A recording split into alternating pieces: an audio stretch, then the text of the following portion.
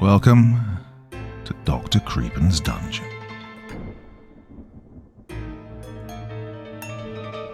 Investigating supposed supernatural cases fascinates us because it sits at the crossroads of mystery, fear, and the unknown.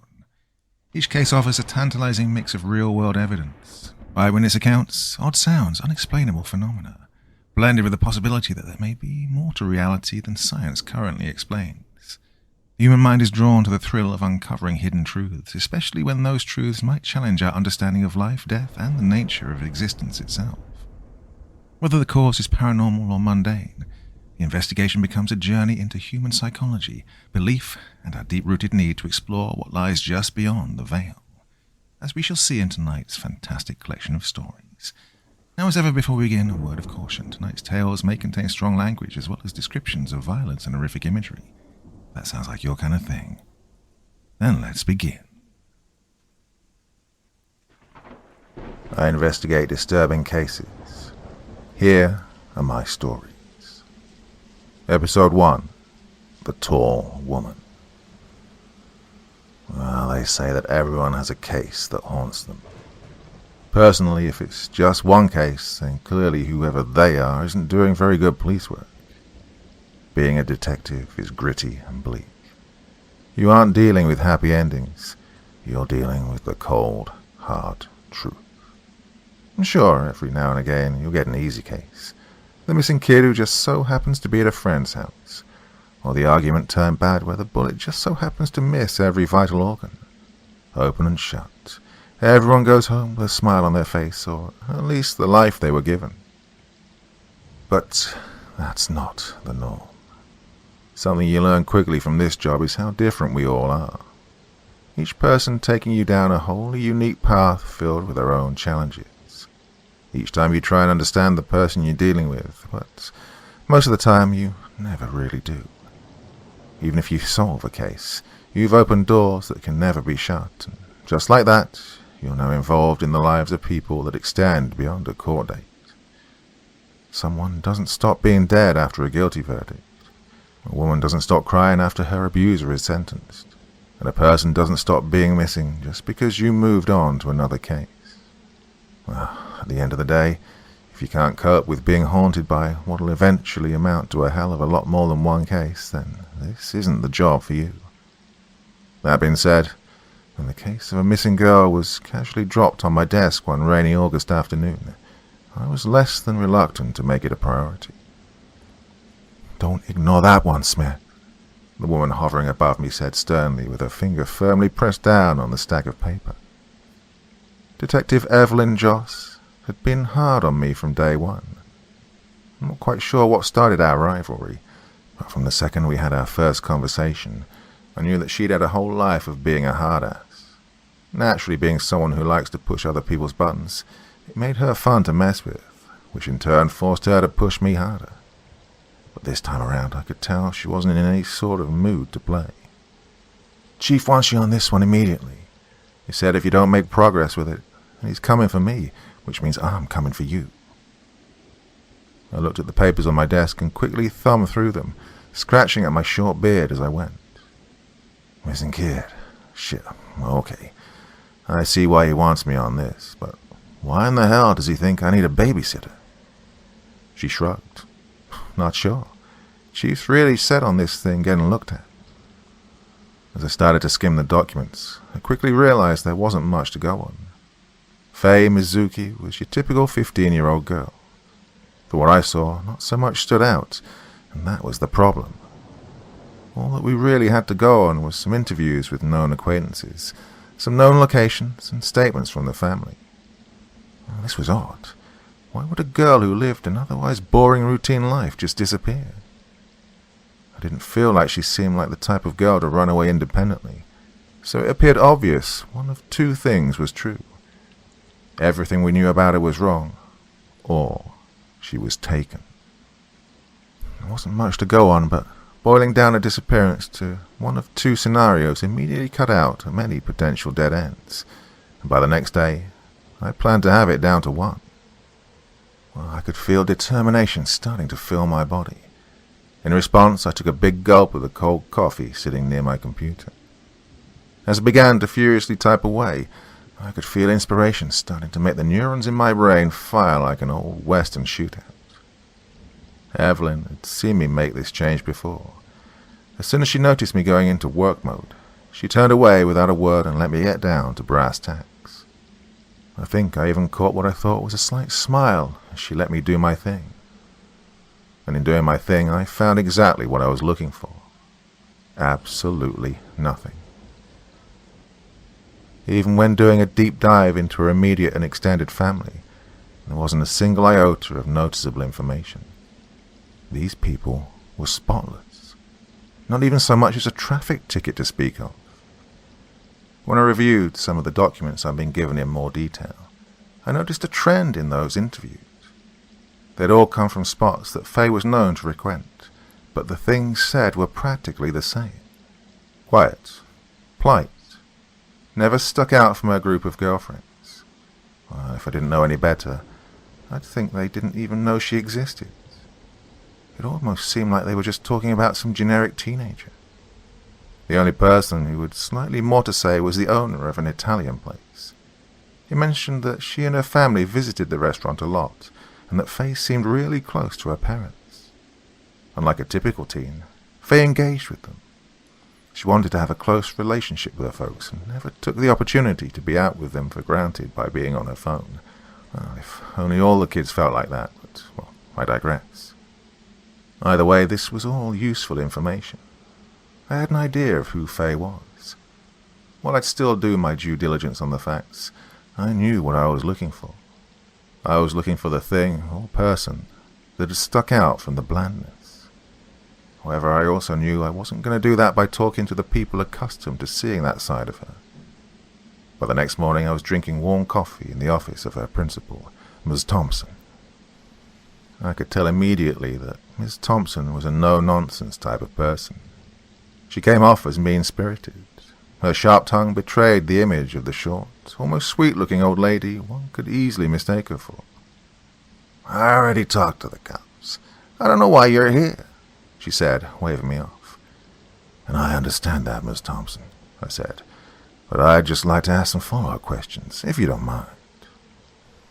Well, this must have offended her, because she stopped typing at her computer and gave me an "are you serious?" type of look.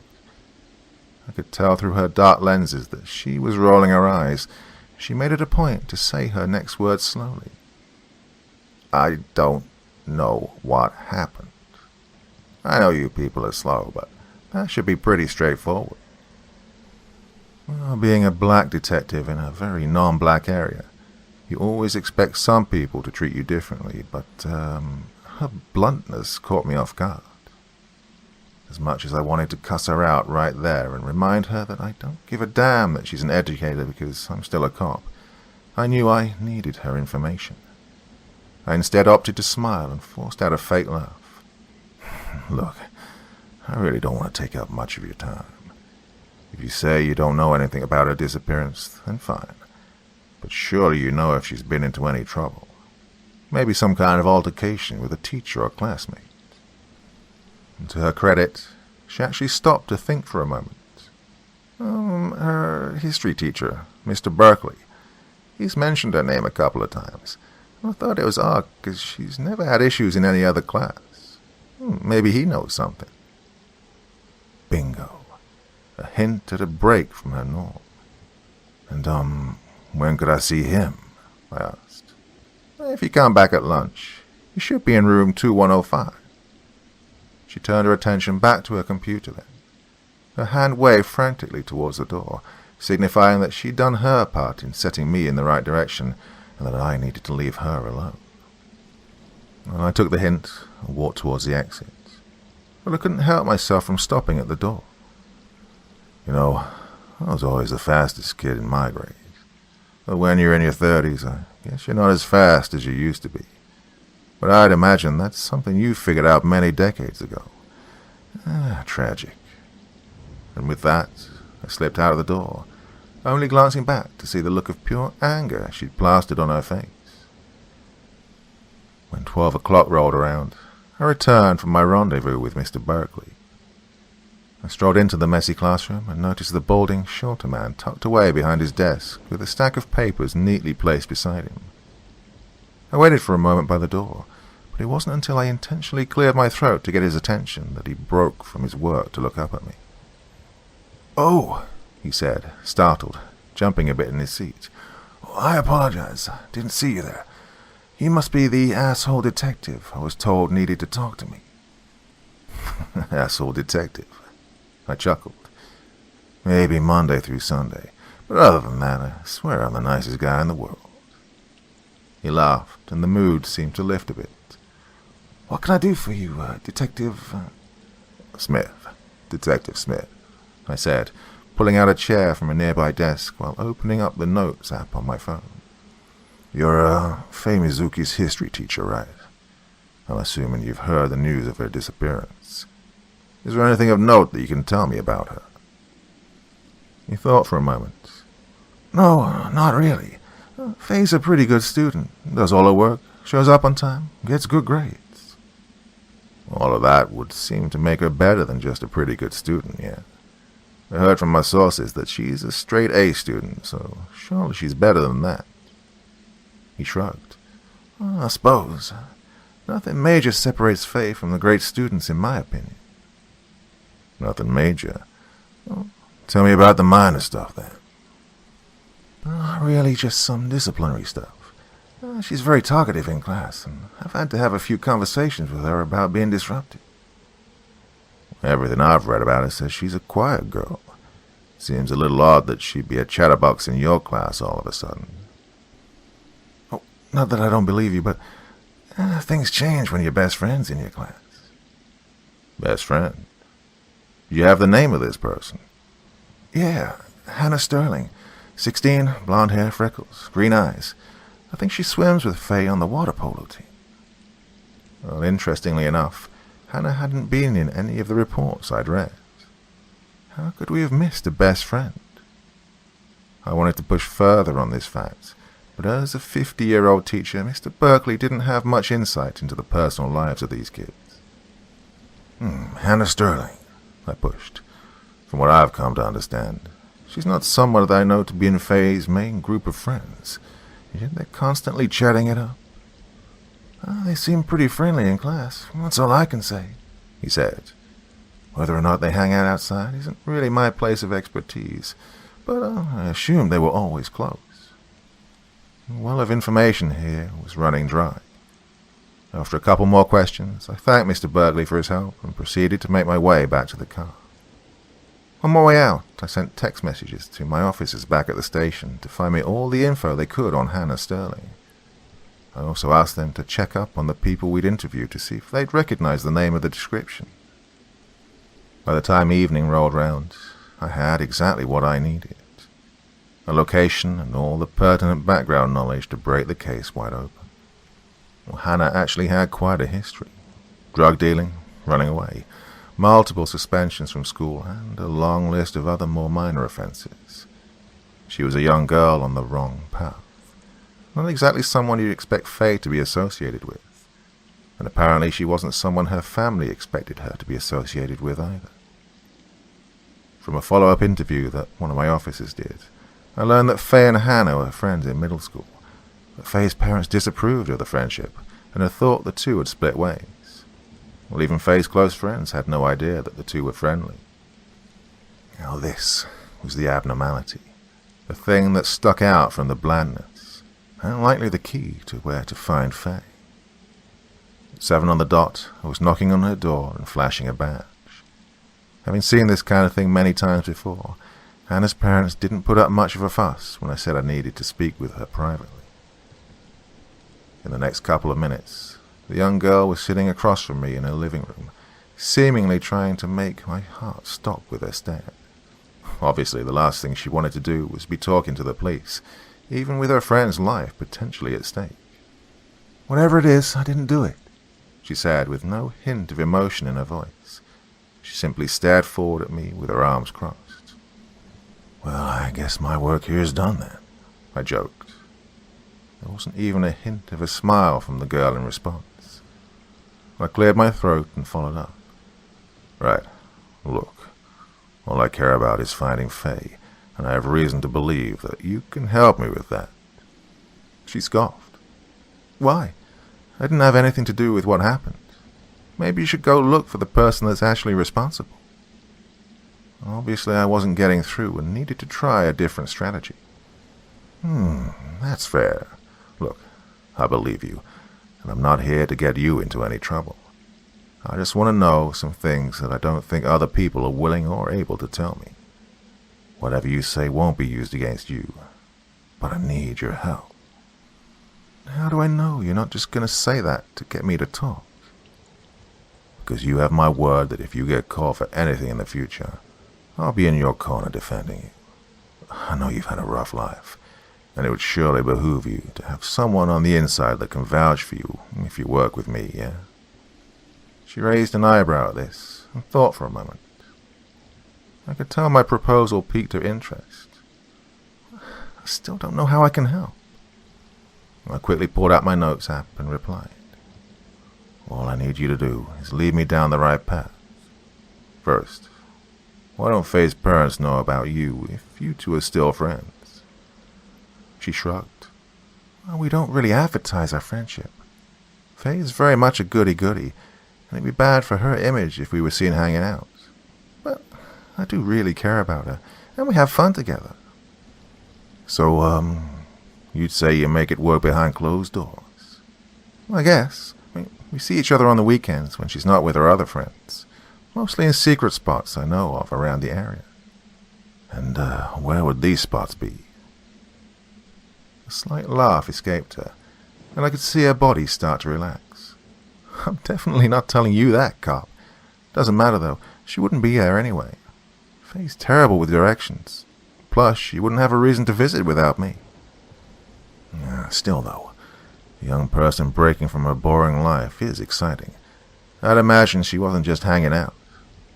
I think she'd also be looking for you for the other, new things in her life.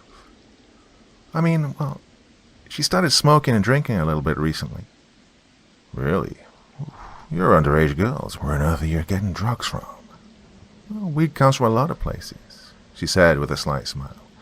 "Can't say exactly. Well, the alcohol's usually brought by this guy we've been smoking with." The third player in all of this, I whispered to myself. I leaned in for more details and asked, "The guy you've been smoking with, where'd you meet him and what's his name?"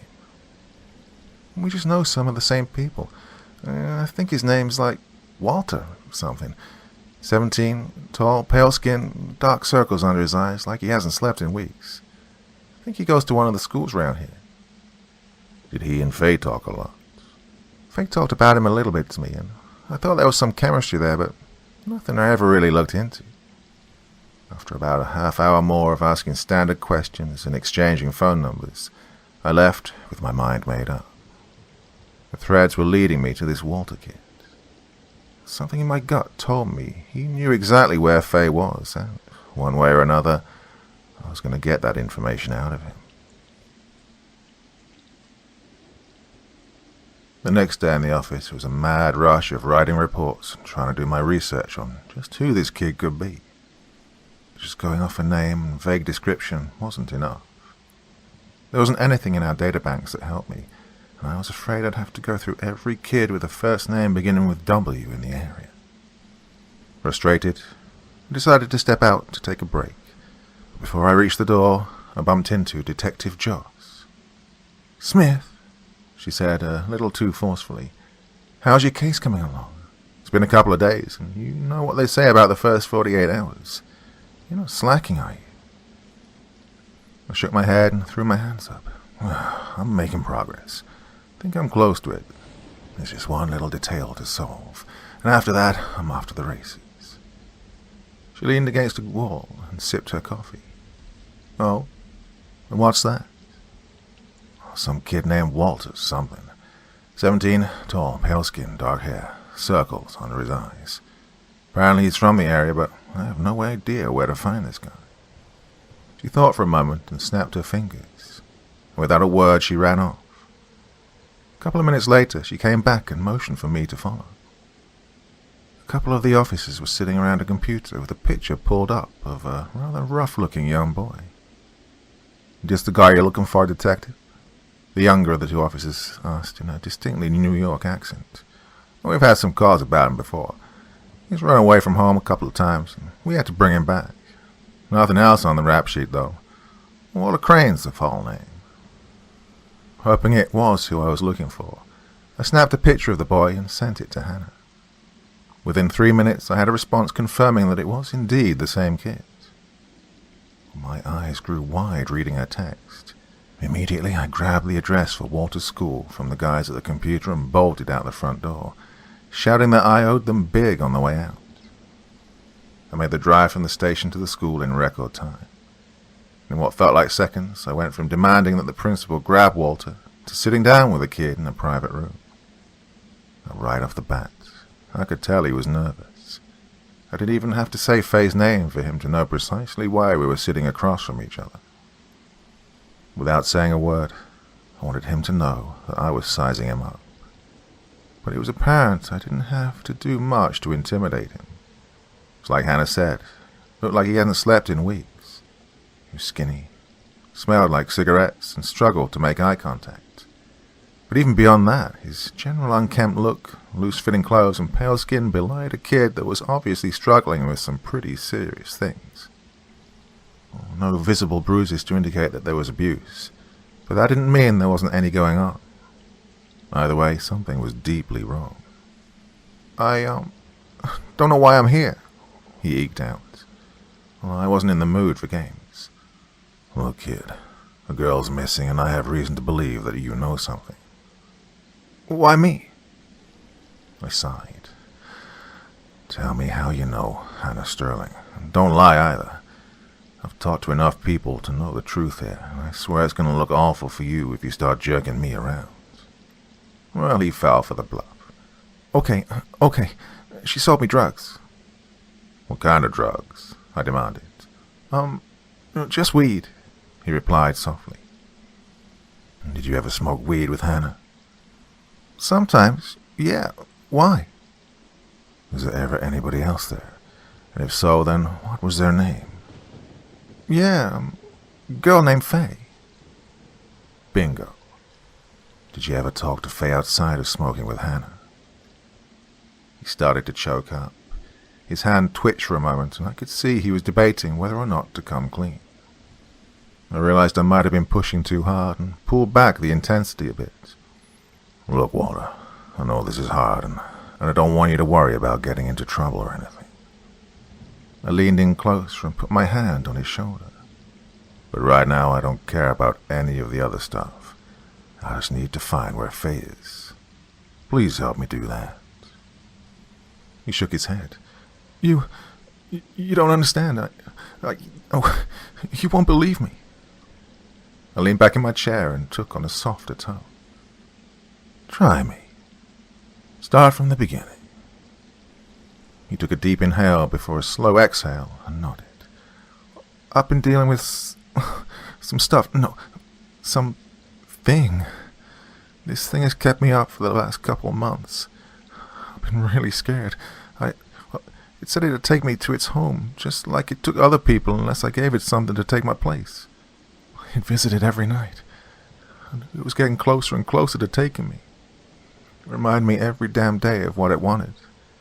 I started buying weed from Hannah to help me sleep, and that's where I met Faye.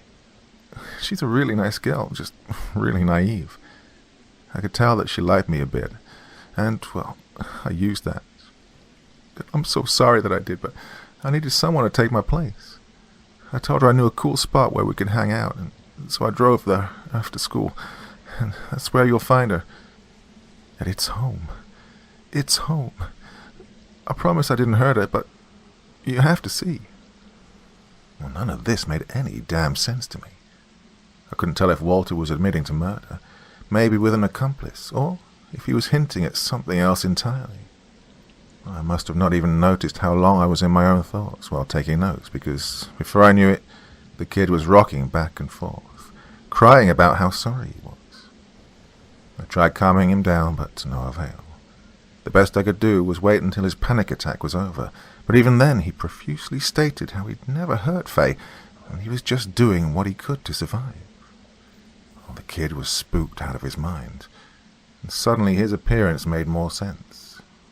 This was caused by stress, and a hell of a lot of it. Eventually I managed to get an address for the place, and got all of Walter's contact info, telling him I'd be in touch. On the way out, I took a few minutes to try and convince the principal that she should send Walter home for the day. For whatever happened, he was a teenage boy under a lot of stress. I felt no qualms about bringing him to justice if and when the time came, but I also felt sympathy for whatever he was going through. She seemed to respect my suggestion, but I'm not sure if she ever actually did anything. Either way, that was a secondary concern. At the moment, I had my location about a 45-minute drive away, and nothing was going to stop me from getting there. I jumped in my car and burned rubber towards the address. My attention never once broke from the road ahead of me, and my mind was solely focused on finding Faye. Not a single stray thought entered my brain. When I finally arrived at the nearly dilapidated house out in the middle of a random plot of land surrounded by nothing, I truly started to fear the worst. By the looks of it, it was an old abandoned 2-story farmhouse. I'd done this job long enough to know that, with nothing around for miles, it'd be the perfect spot for a murder. Even standing a reasonable distance from the old farmhouse, I could catch a whiff of a pungent odor. As I walked closer to it, the stench only intensified. What the hell? I thought to myself as I went through the door. It only took a slight nudge for it to open, but what I saw inside, Jesus, it was fucking horrible. The light from outside poured in through the various holes in the farmhouse, illuminating the various dead bodies strewn about. Most of them appeared to be animals, but some were undoubtedly human, and most were very young. What kind of sick bastard would do something like this? I thought. I pulled my gun and shouted for whoever was there to come out slowly with their hands up. I waited for about 30 seconds with no response from anywhere in the building. I shouted again and still no response. But despite the silence, I knew I wasn't alone. Now, to this day, I don't know what force drove me to do it, but I just had this indescribable urge to look up. For a moment, I thought I saw what appeared to be a massive 4-legged spider scurry from the ceiling into one of the rooms on the second floor. My brain couldn't quite process what I'd just seen. If that was a spider, it was easily as long as a polar bear. It had to be at least 9 feet, with legs easily matching the length of its body. But the more I thought about it, the more I questioned. What spider had smooth skin with a head of long, black human hair? Gun pointed in front of me. I ran up a set of dangerously old stairs and followed the thing into the room I'd seen it enter. What stood before me was most definitely not a spider. It was a woman. She did stand at approximately the 9-foot height I'd assumed when I first got a glance. Her body was rail thin, with loose, hanging grey skin and arms that dragged behind her on the ground. But it wasn't just the impossible proportions of her body that frightened me to the core. I was looking at her eyeless face and rubbery lips, the corners of which drooped far past her chin into a permanently distorted frown. Inside her mouth, it appeared as though she was sucking on what I thought was a skull, like a cartoonishly sized jawbreaker. Her long grey tongue wrapped entirely around it, and milky, viscous saliva dripping from her mouth as she moved it around. I wanted to gag at the mere sight of her. My body was frozen in fear. I didn't know what to do or how to react. For a moment we just stared at each other until I heard moaning. My eyes darted from the monster of a woman to the source of the sound. In the same room was a young girl, one that I recognized, Faye Mizuki. She was lying on the ground, her eyes rolling into the back of her head. It looked as though she was covered in dirt. I'd finally found her, but I knew this thing wouldn't let me just take her with me.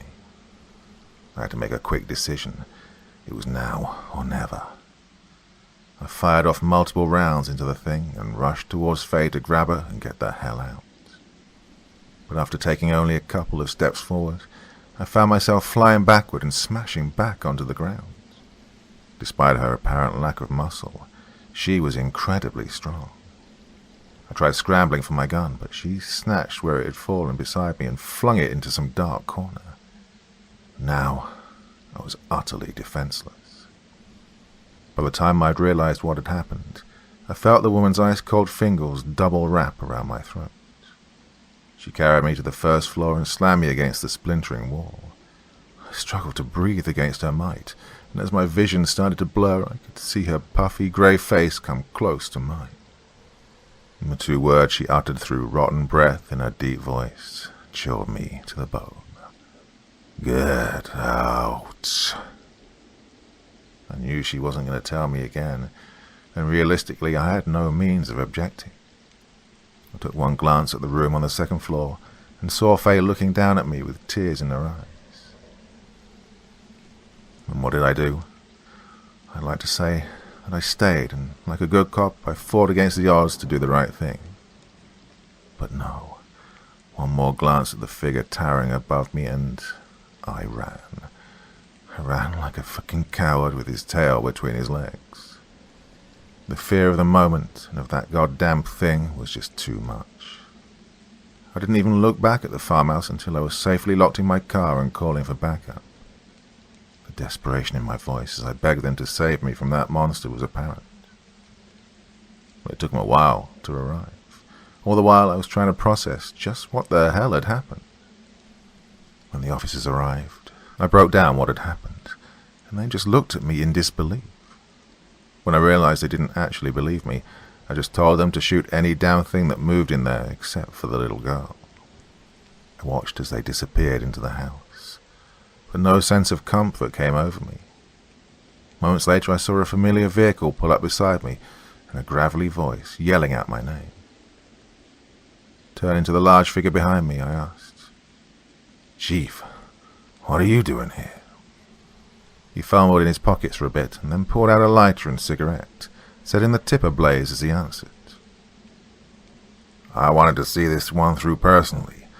You look like shit, Smith. What the hell happened?" Flashbacks of that horrible thing crossed my mind, and I shook my head, repulsed at the thoughts. "I found the girl and something else. Look, everything will be in my report tomorrow. But when the officers kill whatever the hell is in there, you need to see it with your own eyes." He stared at me for a moment, puffing on his cigarette. I couldn't read him. All I knew is that the look on his face wasn't disbelief, but something else entirely. Pity, maybe? I'll never know. Either way, he played off my fears and simply said, "Go home, Smith. We'll handle things from here. You've worked hard on the case, and it looks like you've been beaten up a bit. Detective Joss will be on the scene soon to tie up loose ends." Well, I was shocked and found myself speaking a little louder of a tone than I'd expected. "What? No. I have to see this thing through. I have to make sure she's okay."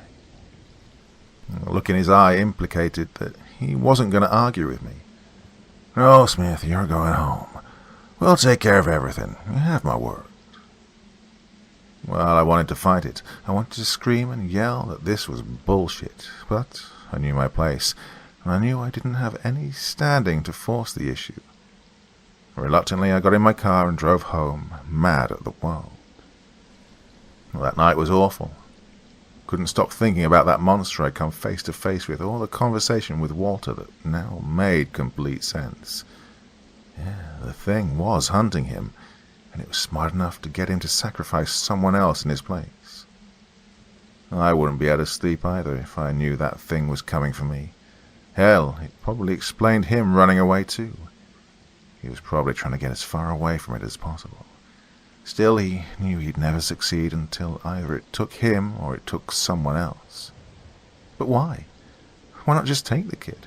Why did it matter who it was if it was just hungry? Did it just like to fuck with people? Did it have some kind of sick mind that matched its even sicker appearance? Well, I wish I knew. The next day I tried to keep a sense of normalcy. My morning was fine, albeit I scared myself a couple of times, thinking that lady had found itself in my house. I threw myself into my work the next day, finishing my report in record time. Well, I wanted to hand it to the chief personally, in part so I could ask him about what went down the previous day, but in response he simply asked me to close and lock the door behind him. "Sit down, Smith," he said calmly, and I did. "Look, I appreciate you doing the work you did. You're a damn fine cop. Damn fine. But, well, here's what's gonna happen. I know you. You're an honest guy. You want to do things the right way. And your report is gonna reflect that, isn't it?" Yeah?" I replied cautiously. "I respect that, but this report on my desk doesn't exist." He pulled out a stack of papers from his desk. "This is actually the report that you emailed me today and handed to me in person. It says you talked to the Waller kid. He told you that Faye had tried some new drugs, found a spot to use them in, been killed by an unknown assailant, and that the farmhouse she was using had been burned down, likely by some homeless squatter on accident. Now, that sounds more realistic, doesn't it?" What was he saying to me? My blood was boiling, and it took everything in my power not to rush the man right there and crack him across the jaw. "Sir, that's not at all what happened. The girl was alive when I saw her. There were armed officers who went in to take her." He nodded. "And what, Smith? They went to fight a creature of the night like superheroes?" "What? You were there. There's no way they didn't see. There's no way you didn't see." I was beginning to crack. He sighed and leaned back in his chair. "I was there, and I did see a lot. Look, it doesn't do either of us good to lie. Smith, there are things out there. Things that we are completely incapable of dealing with. So, we just run and hide?" I snapped. "Isn't that what you did?" He replied calmly. He was right, and his words stung like a salted dagger to the gut. What could I even say? "But that's not what we do. Look, I was wrong." He exhaled loudly. "Well, let's say that people believed us. We don't live in a world where anyone could ever accept that things that go bump in the night are real, even if we say it's true. We get looked at as crazies who aren't doing their job. But let's pretend like that's not the case. Where do we go from there? Arrest someone like her? Keep her in jail with all the other criminals? Smith, do you think burning down that farmhouse killed her? Oh, fuck no. It just scared her off. We literally don't have the capacity to deal with things like that. So, what's the next best move? Stop the panic. Move those things to more obscure locations if we can, but otherwise operate as if things are normal and move on. We focus on the real crimes that we can deal with." I was speechless. My own damn chief was telling me to just forget that a family had lost a daughter because he didn't think there was anything he could do to help. The only thing left to do was ask, "Did you know?" He was silent for a moment and then said, "I had a hunch. I've seen these cases before. After talking to some other counties about similar disappearances, the signs pointed to this maybe being the case. And when your frantic call came through, I wanted to confirm it for myself. Smith, you did good work. This was a problem we'd needed to address for a while, and, well..." "And if she strikes again?" I interrupted. Well, then we figure something else out, I suppose. Look, you're going to be on some easy cases for a while. You've earned the break, and I don't want to see you, seeing anything else traumatic, even by normal standards, for a while. But I'm demanding that you play ball on this one. Just trust me. Without saying another word, I nodded and walked out. I never said a peep to anyone. I never even spoke about it to the other officers that I knew were there. Little did I know, I'd eventually become a trusted person in these types of cases. Someone good enough to investigate and trustworthy enough not to say anything. It was hard to live with, knowing the truly messed up and outright terrifying parts of our world. The creatures we live with daily do horrible things, while the people sworn to protect us just stand by and do nothing. Well, it was a significant cause of conflict and eventually led to me leaving. But these stories will always stick with me, forever burned into my memory as genuinely defining moments of my life. When the time comes, I'll share more of these tales, but for now, just remember, when you hear something go bump in the night, don't think for a second that it can't reach out and drag you away. Stay safe, everyone.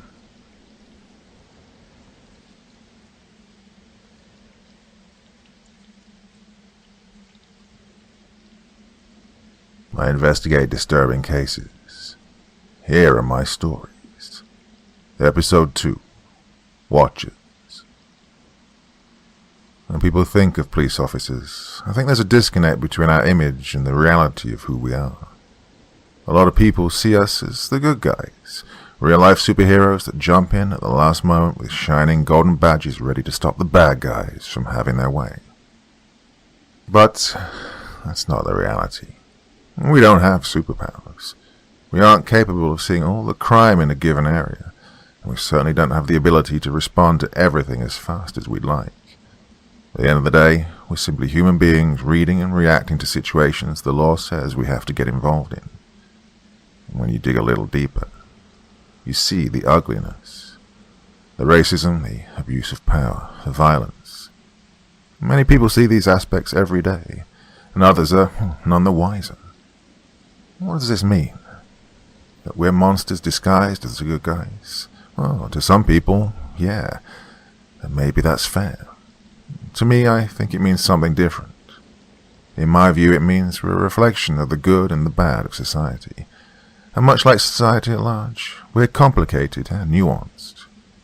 We can either be what you see or what your sight is limited to. And as a cop, you struggle with that because, at the end of the day, you never know if which way someone sees you is the truth. It was early into my shift when the chief called me into his office. He was actually working on some documents and chewing away at a toothpick. I sat quietly for a solid 30 seconds while he scribbled down some notes before finally shoving the papers to the side and giving me a questionable look. "Smith," he boomed in his usual commanding voice, "I wanted to get your advice on the situation." "Of course," I replied, "so long as it's not relationship advice, because I'll definitely lead you down a path to divorce in like 2 months. I got the slightest glimpse of a smile before he began to recount the earlier events of the day. "Single mother, Miss Wilson, I believe the name was. She came in here yesterday begging to talk to one of our higher-ranking officers. I was down in admin to grab some of this paperwork, so I was within earshot of her request. I go over, introduce myself as the chief, and we get to talking. She tells me that she needs police protection ASAP and wanted to make a direct plea to someone with authority to make it happen." "Police protection," I pondered out loud. "This must be something serious." "That's what I assumed too," he agreed.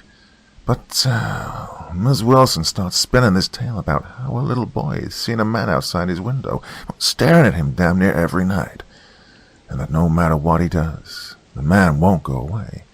Of course, being a good mother, she always goes to check in on him. But every time, there's no one there. Well, the fear in her boy's eyes is real, though.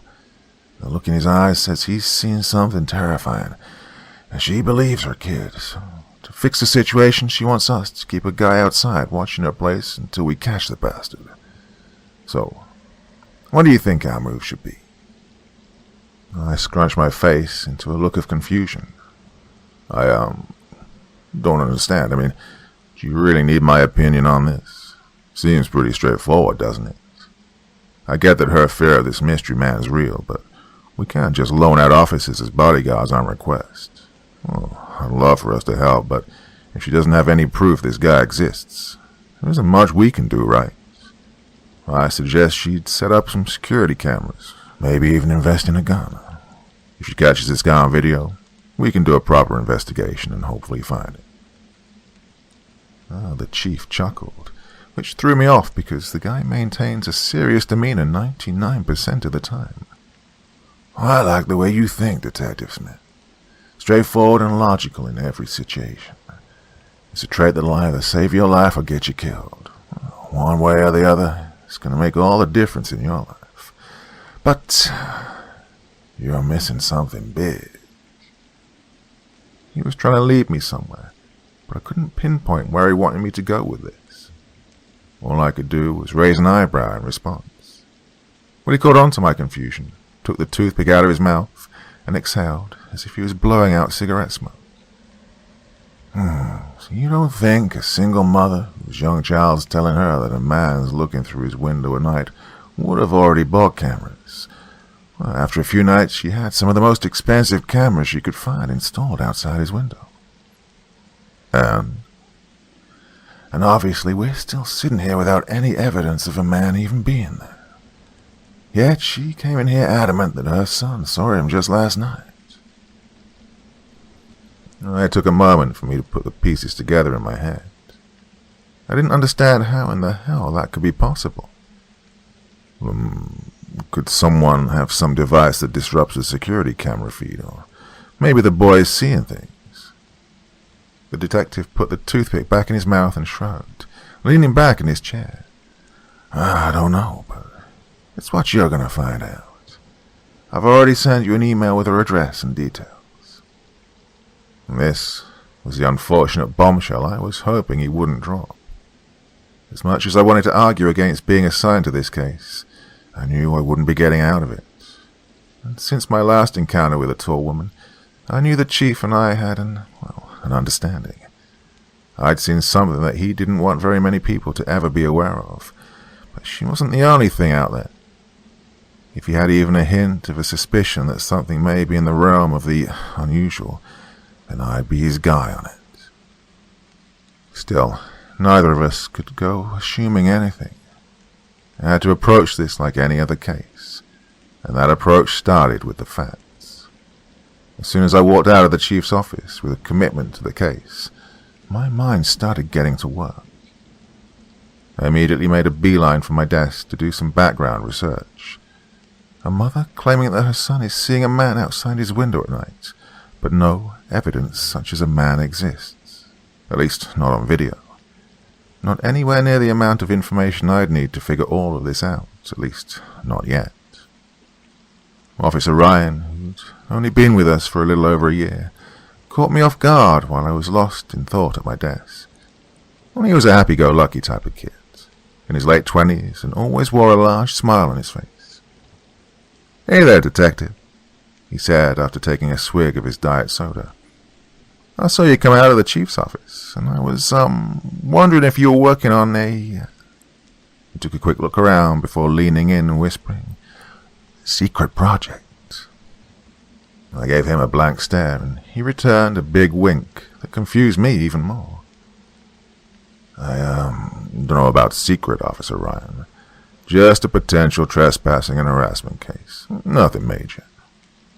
He looked disappointed at the news. "Oh, man, that sounds kind of boring. Need any help?"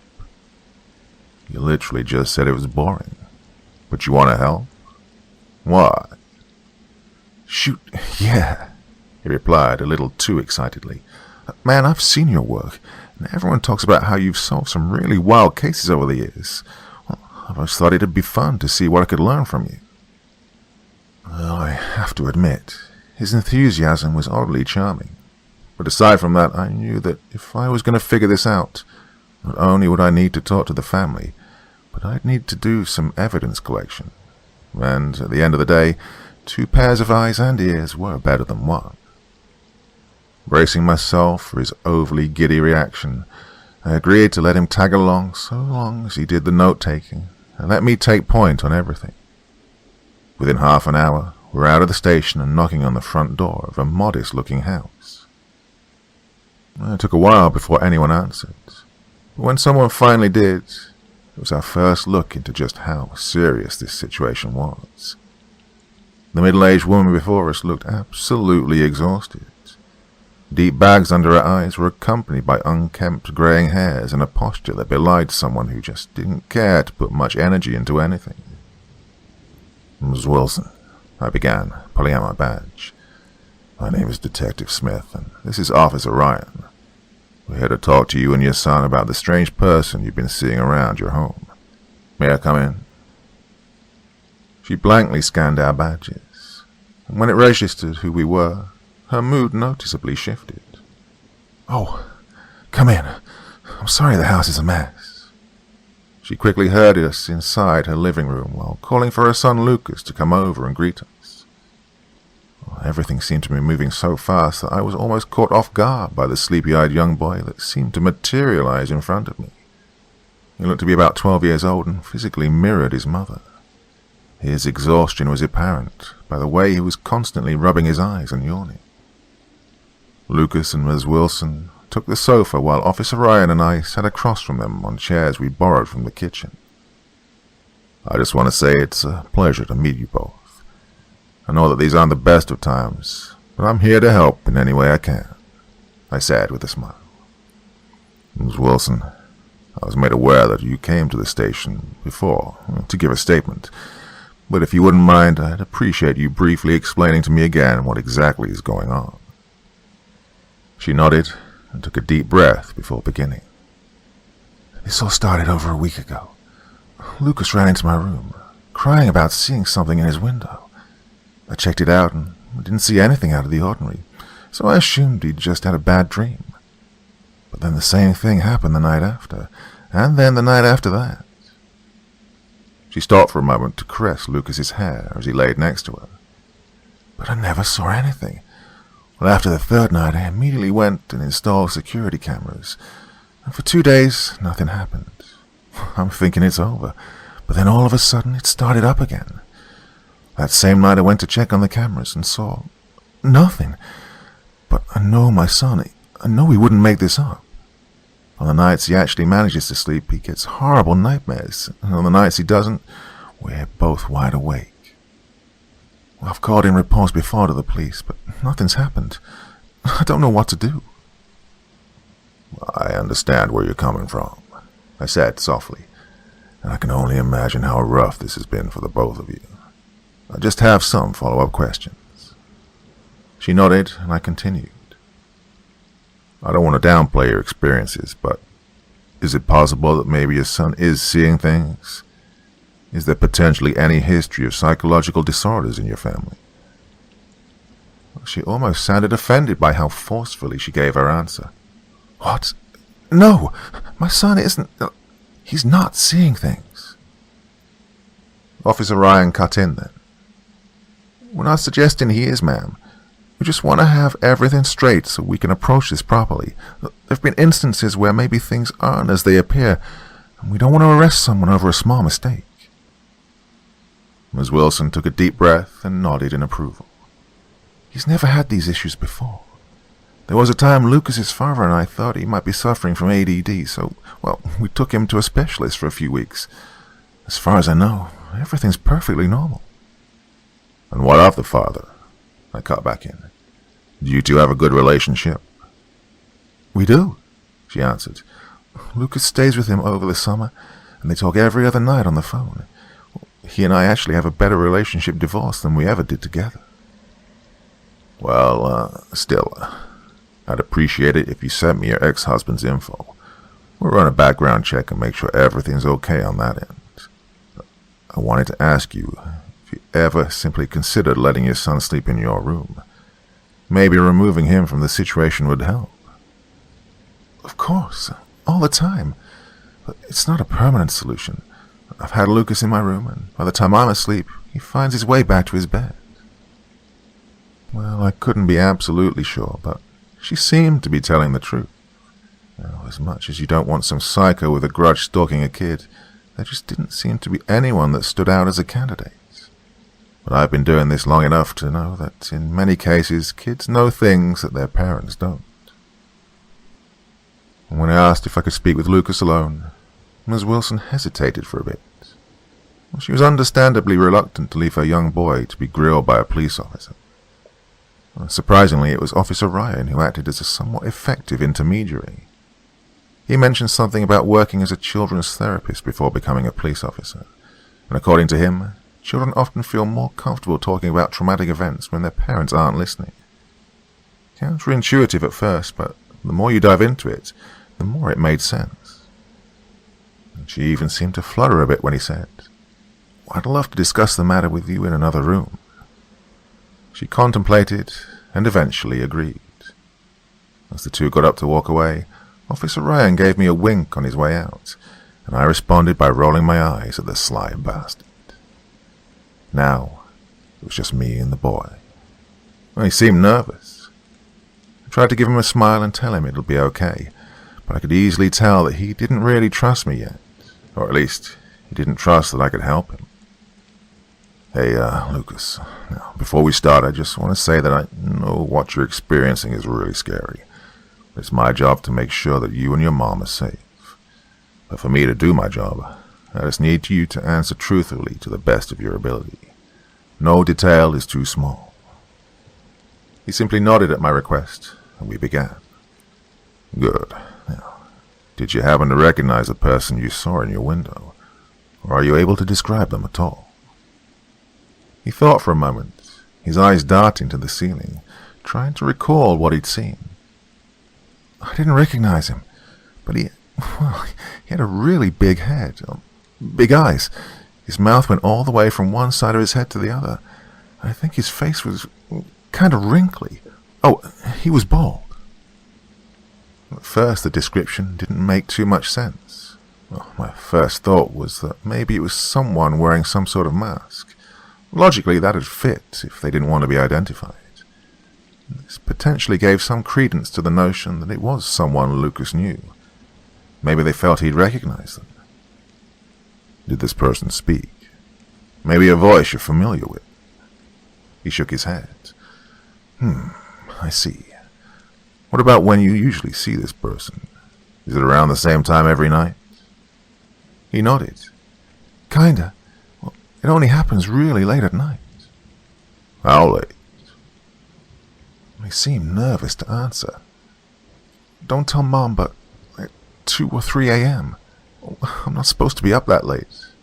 If I'm not up already, then sometimes I wake up randomly and he's just there." I laughed. "Don't worry, Lucas. I won't say anything. You can trust me. But you really should get to bed earlier," I said with a wink. "Now, your mom mentioned that sometimes you'd sleep in her room, but that you go back to your bed. If you're seeing this scary person in the window, then why do you go back?" He shrugged. "I don't know. I don't even notice, really. I just wake up back in my own bed." Possibly sleepwalking, I thought.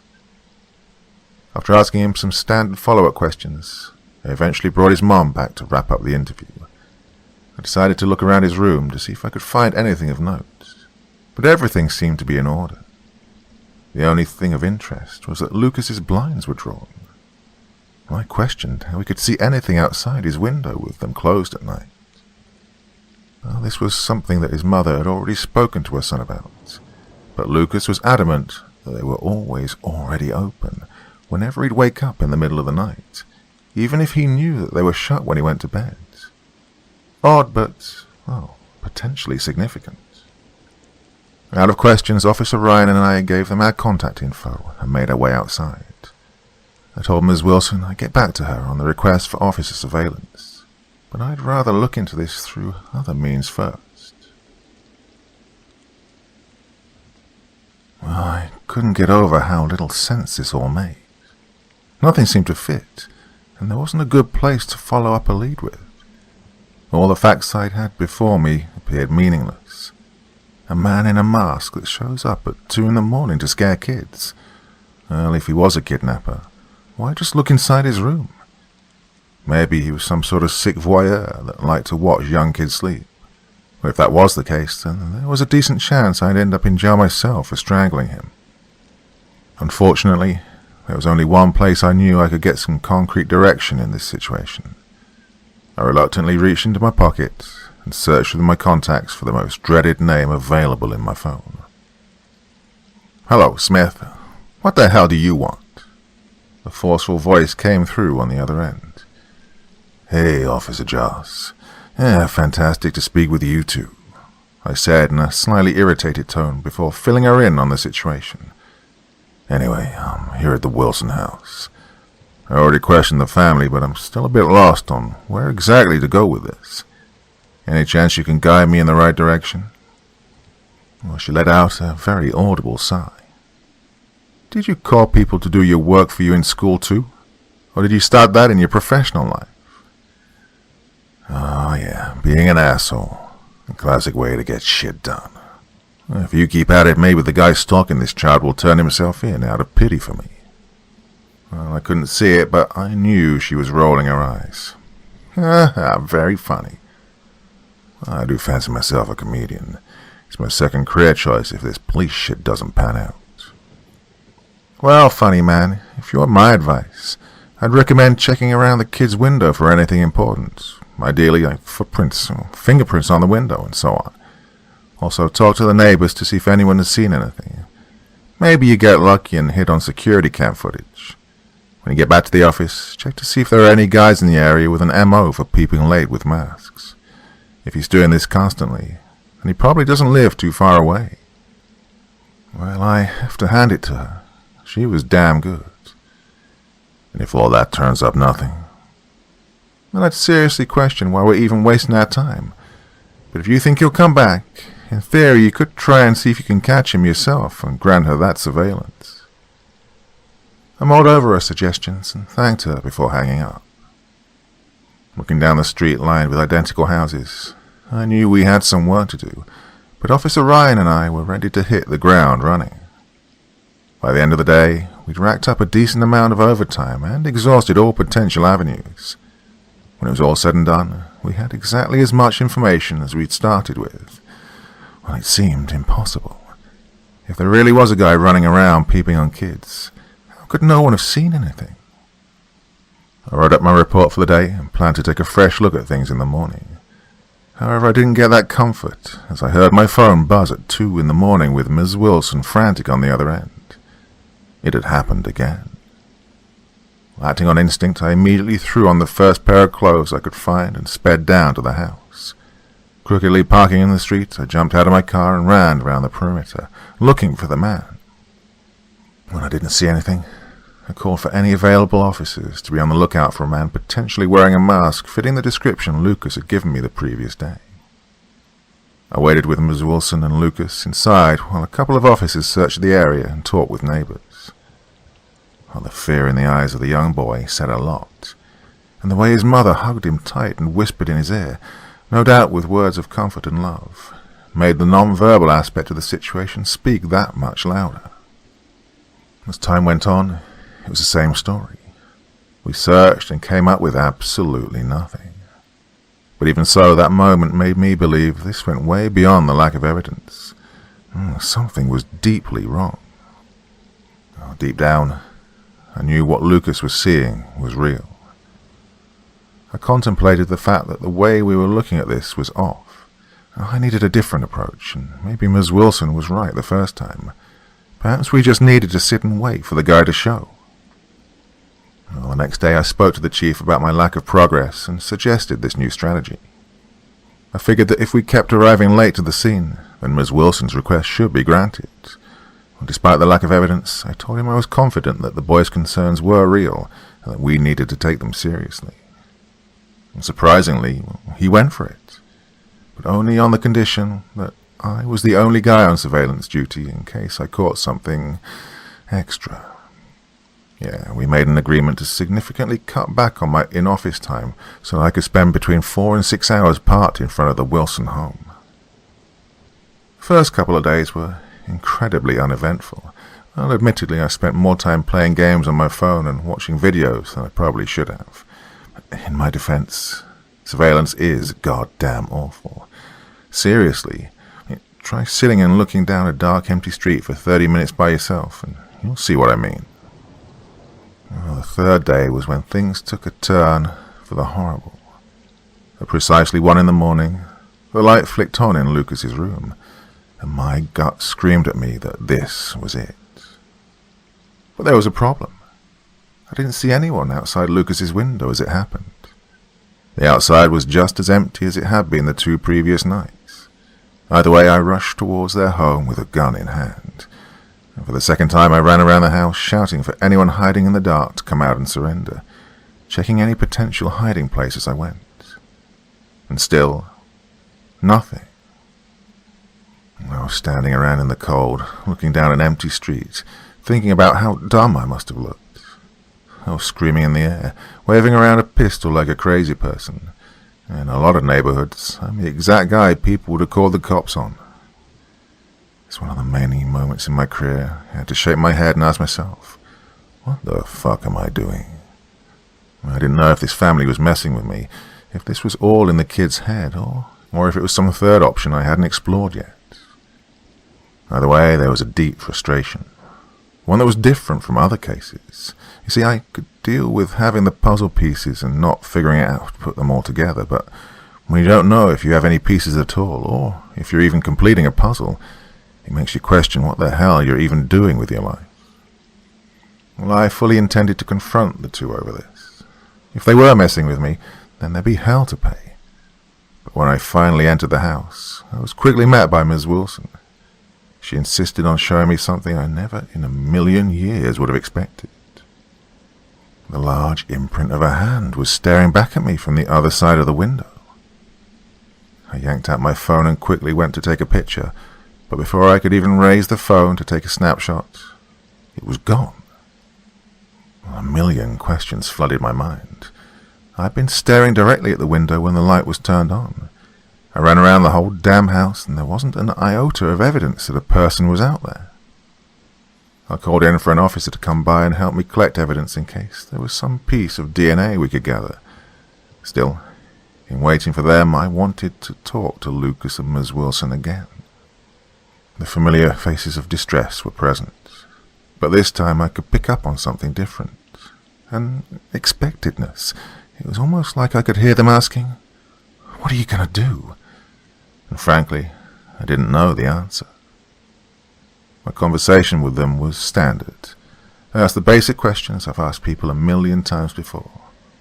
What did you see? Did you hear anything? Was anything off today? And so on. Nothing of note came back. The eventual searches for DNA also left me with nothing. All I could tell them was that I'd try again tomorrow, and I recommended they stay with family or in a hotel for the rest of the night. As I was walking out of the house for the second time to regroup for the next day, Ms. Wilson stopped me at the door. "Do you have any children, Detective Smith?" she asked. Her question froze me for a moment. It took me a second to regain my composure before I turned around and replied with a clumsy, Why do you ask? What would you do if it were your kid?" Well, my first thought was, I'd do everything for him. But I knew that wasn't the type of response she was searching for. Be there. I'll be there to protect him at all costs. That's what a good parent does. "Yep, it is," she replied softly. "Please, take care of my son as if he were yours." I nodded in understanding and walked out without saying another word. As I got in my car and made the drive home, I tried to zone out to an instrumental playlist. I was doing my best to phase the night's events out of my mind, but my best wasn't good enough. My mind was buzzing. How could there have been a handprint there? I was there the entire time and saw nothing. No person came up, and there certainly weren't any cars. Well, I needed a new and innovative way to either catch this guy or convince the family to move out of town. And by the time I got home, I'd figured it out. A new angle to pivot towards. It was a solution so simple that I almost laughed at myself for not doing this the day the chief gave me the case. I realized I needed to take my own advice and be there for Lucas. I decided that I'd sit inside Lucas's room every damn night until I was face to face with the bastard behind all of this. Ms. Wilson was hesitant when I brought up the idea the next morning, which was understandable. But with some pushing and a phone call with Officer Ryan, whom she really seemed to take to, I eventually got the green light. All hopped up on energy drinks and the sheer force of will, I sat in a chair staring at that damn window as Lucas slept on the other side of the room. 10 p.m., nothing. 11, nada. The clock struck 12 and I was still seeing the same thing as before. 1 quickly slipped into 2, and I could feel my eyes starting to get heavy. I looked over at Lucas, who was illuminated by his nightlight, and I watched him for a bit.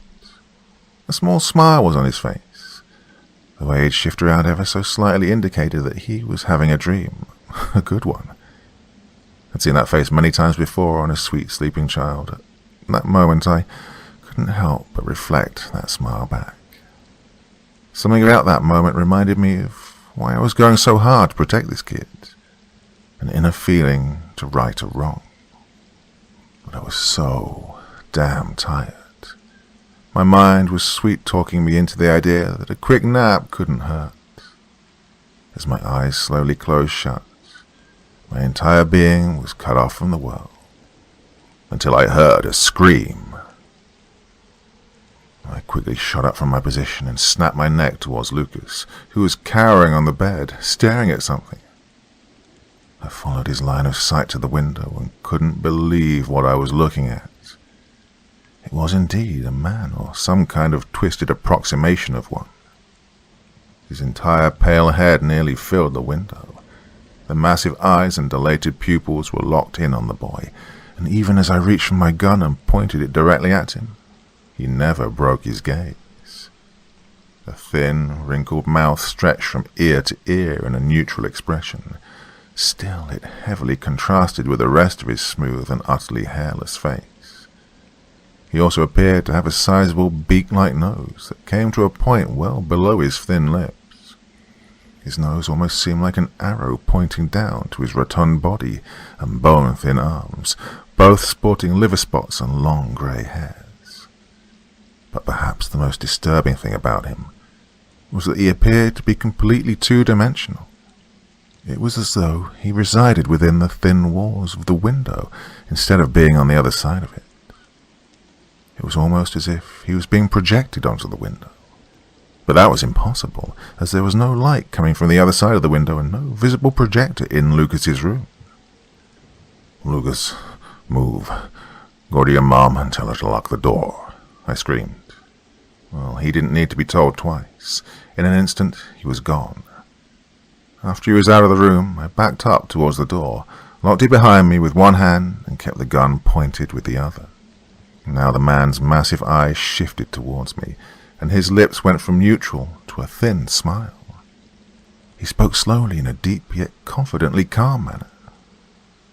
"You shouldn't have done that, Detective Smith. If every single hair on my body wasn't already on end, they most certainly were now. How do you know my name?" I shot back with false confidence. "Knowledge is critical. I know you and your mistakes. We all do," he replied matter-of-factly. "Who the hell is we?" "A society of people, no different from the one you live in." The way he talked down made me feel like I was a child speaking to an adult with decades more experience than I could ever dream of attaining. Still, trying to maintain my poker face, I squeezed my gun tighter and raised my voice a couple of octaves. "And why is your society attacking this family? Why attack Lucas?" "Attacking? No. I am merely observing. You are fascinating. You've been scaring the bejesus out of a 12-year-old boy, and you're doing it because he's fascinating. Don't give me that shit. Well, he didn't reply. Instead, the imprint of 2 hands appeared on the window.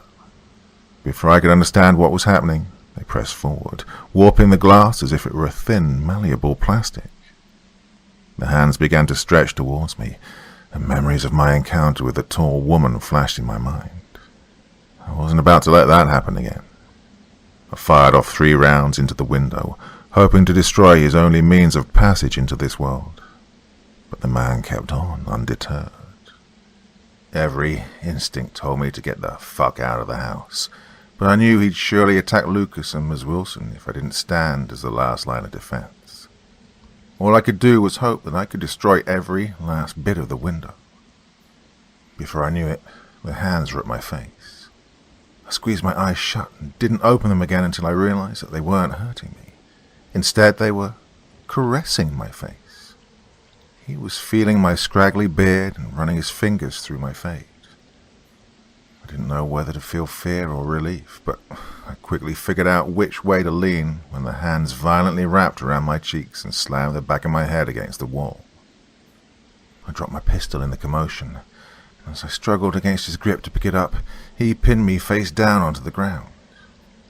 He violently grabbed me by the arm and dragged me towards the window. I could see him looking at me, smiling in anticipation of what was to come next. His pupils were dilated and nearly filled the whites of his eyes. He forced one of my hands through the warped surface of the window, and all I could feel was this immense coldness. It was a cold like I'd never felt before. It was like dunking your hand into a bucket of ice on steroids. It sent waves of pain firing through every nerve in my body. Whatever impossible level of cold this was, I knew that frostbite was mere seconds away. It took all the strength I could conjure to yank my hand from his grasp. I writhed around on the ground in agony, cursing at the man above me. Well, I knew he enjoyed my pain. He took a moment to watch as I struggled to scoop myself against the door before speaking again. The boy belongs here with us. Deep down, he knows it. He wants to be with us, and maybe you do too. You've already seen the other side, detective, and it's always been unpleasant. You're all safer with us. Fuck you, I screamed. I dove for my pistol, shot up and unloaded another few shots into the window with my good hand. But he was still there, smiling. In a rage, I began to bash out large holes with the butt of my gun. By the time my anger had subsided, I'd taken notice of the fact that the man was gone. All I was staring at was a large hole in the woods on the other side of the home. I needed a moment to relax. My heart was beating fast in my chest. I took a moment to sit on the bed and inspect the bruise on my head and contemplate whether or not I'd need to go to hospital for a check-up on concussion. After a few minutes, I figured I was all right enough to call the chief and tell him why the neighbors would likely call soon about multiple shots being fired.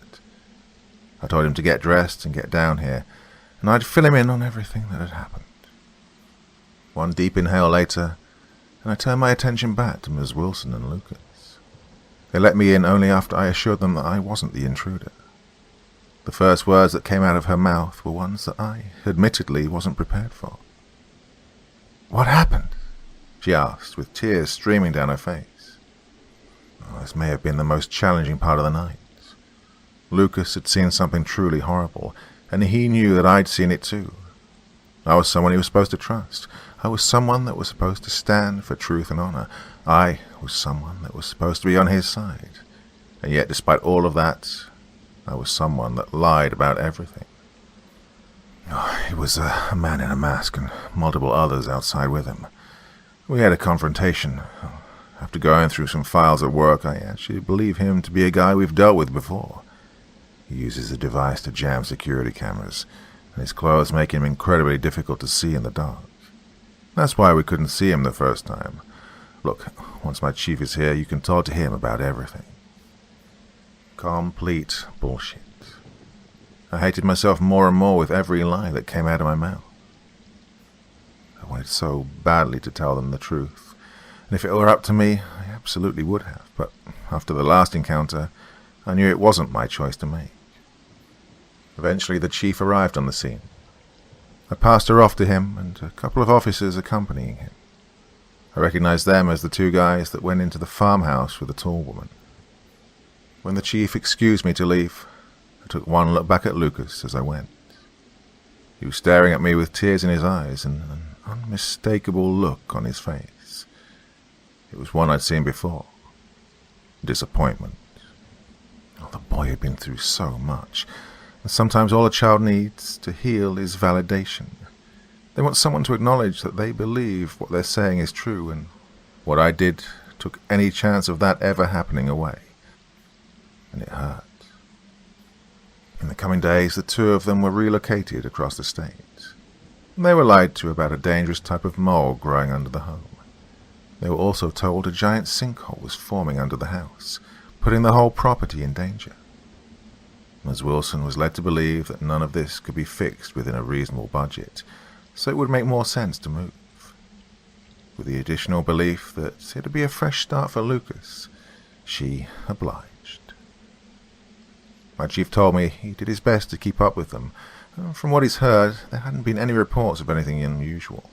This, of course, was fantastic to hear. I even opened up a special bottle of wine with Detective Joss one night to celebrate. In the weeks following, everything went back to normal. Everything outside of my personal life, at least. We all go through periods where we feel like we're being watched. That feeling was coming on much more strongly than I typically noticed it. Well, in the weeks following, everything went back to normal. Everything outside of my personal life, at least. We all go through periods where we feel like we're being watched. That feeling was coming on much more strongly than I typically noticed it. It didn't matter whether I was alone at home, driving in my car, or just taking a walk. I always seemed to catch myself doing a double take, as if I'd heard something that sounded awfully close to a voice, or I'd see a figure just out of the corner of my eye. This came to a head when, after a shower, I was doing my facial scrub routine in the mirror when I undoubtedly saw a man behind my reflection. I nearly had a heart attack when it registered as that familiar, large face. The man from Lucas's window was staring into my soul, a broad smile plastered across his face.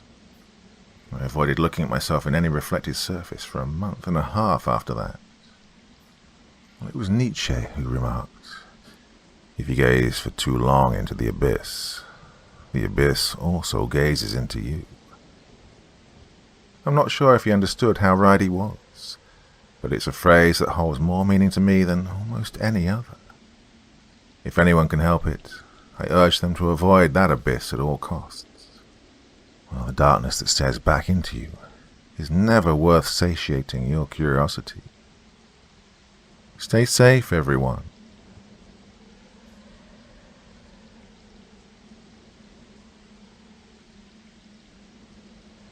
I investigate disturbing cases. Here are my stories. Episode 3, The Hermit. There's a famous quote by Robert Evans. There are 3 sides to a story. Yours, mine, and the truth. Well, in my line of work, you come to realize that the truth is rarely an objective perspective. For example, a bloody fight is a result of an argument. One side claims self-defense, the other claims a brutal attack. And a camera shows a man striking another in the heat of the moment.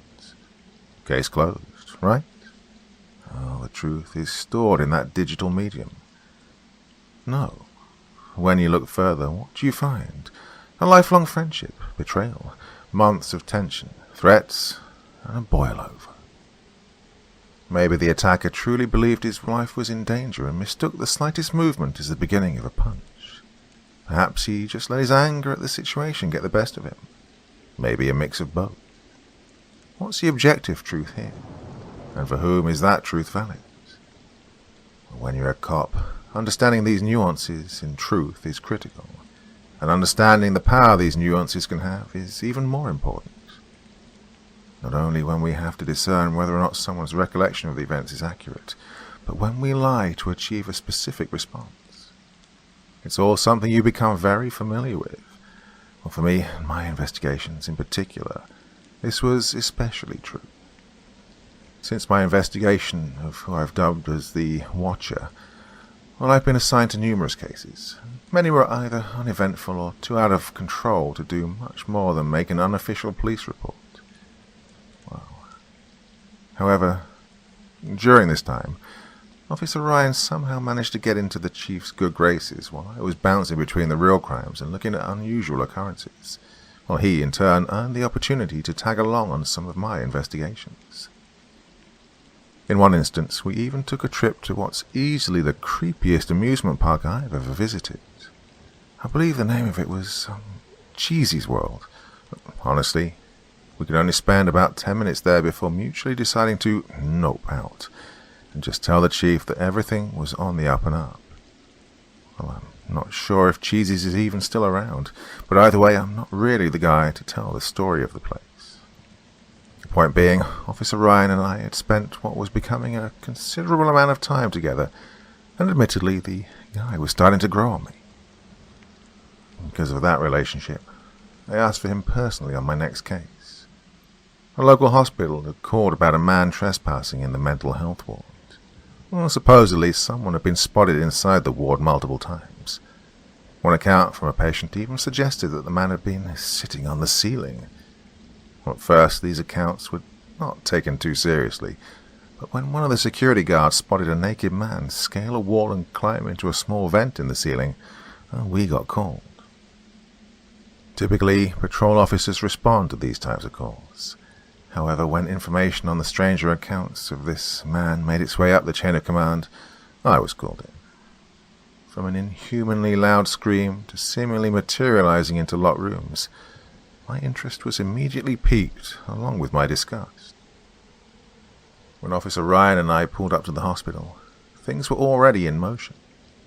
Explanations for why we needed to evacuate the floor and bring in multiple officers were already given, and on our arrival, we were escorted down a set of hallways that led into the mental health ward.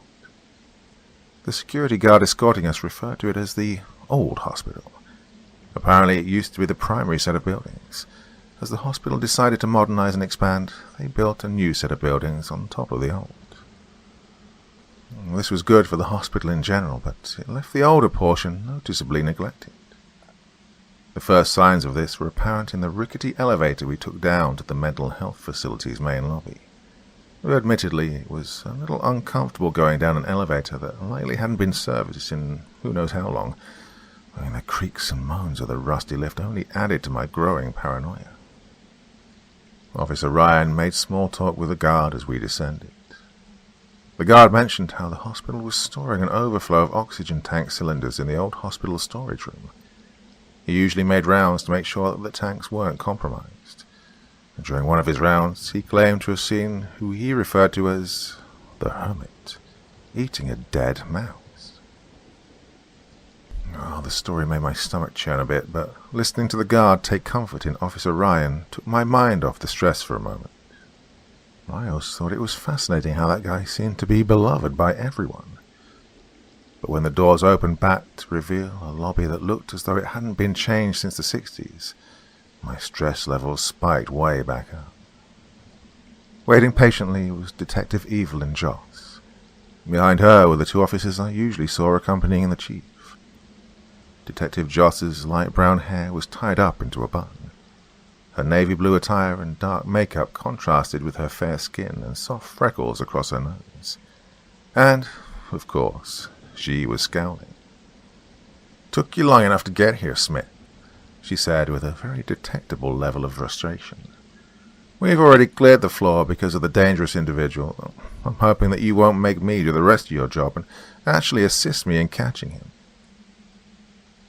"We can't all be track stars, Detective Joss," I joked. "Plus, we seem to have made it here before the heat death of the universe, so by my account, we still have plenty of time to figure this out. You're welcome." She rolled her eyes and turned her attention towards Officer Ryan. "Hey, Barry, how are you? Did you manage to find a new place for you and your wife?" Officer Ryan nodded. "Well, actually, we did. This new set of houses just finished getting developed about 6 miles north of here. Yeah, we're thinking about moving in there."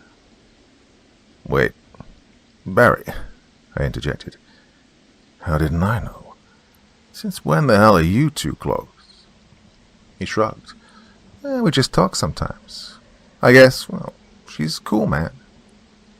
I looked back at Detective Joss with an eyebrow raised and saw a half smile was being sent back in my direction. She then turned to the security guard and said, Thanks for bringing him down here, Davis. We'll take it from here. If you want to have guys waiting outside for the elevator, that'll be fine, but we don't want you guys interfering with anything down here. With a nod, he made his way back to the elevator and gave a simple wave as the doors closed in front of him. Wait, you want them waiting upstairs? I asked.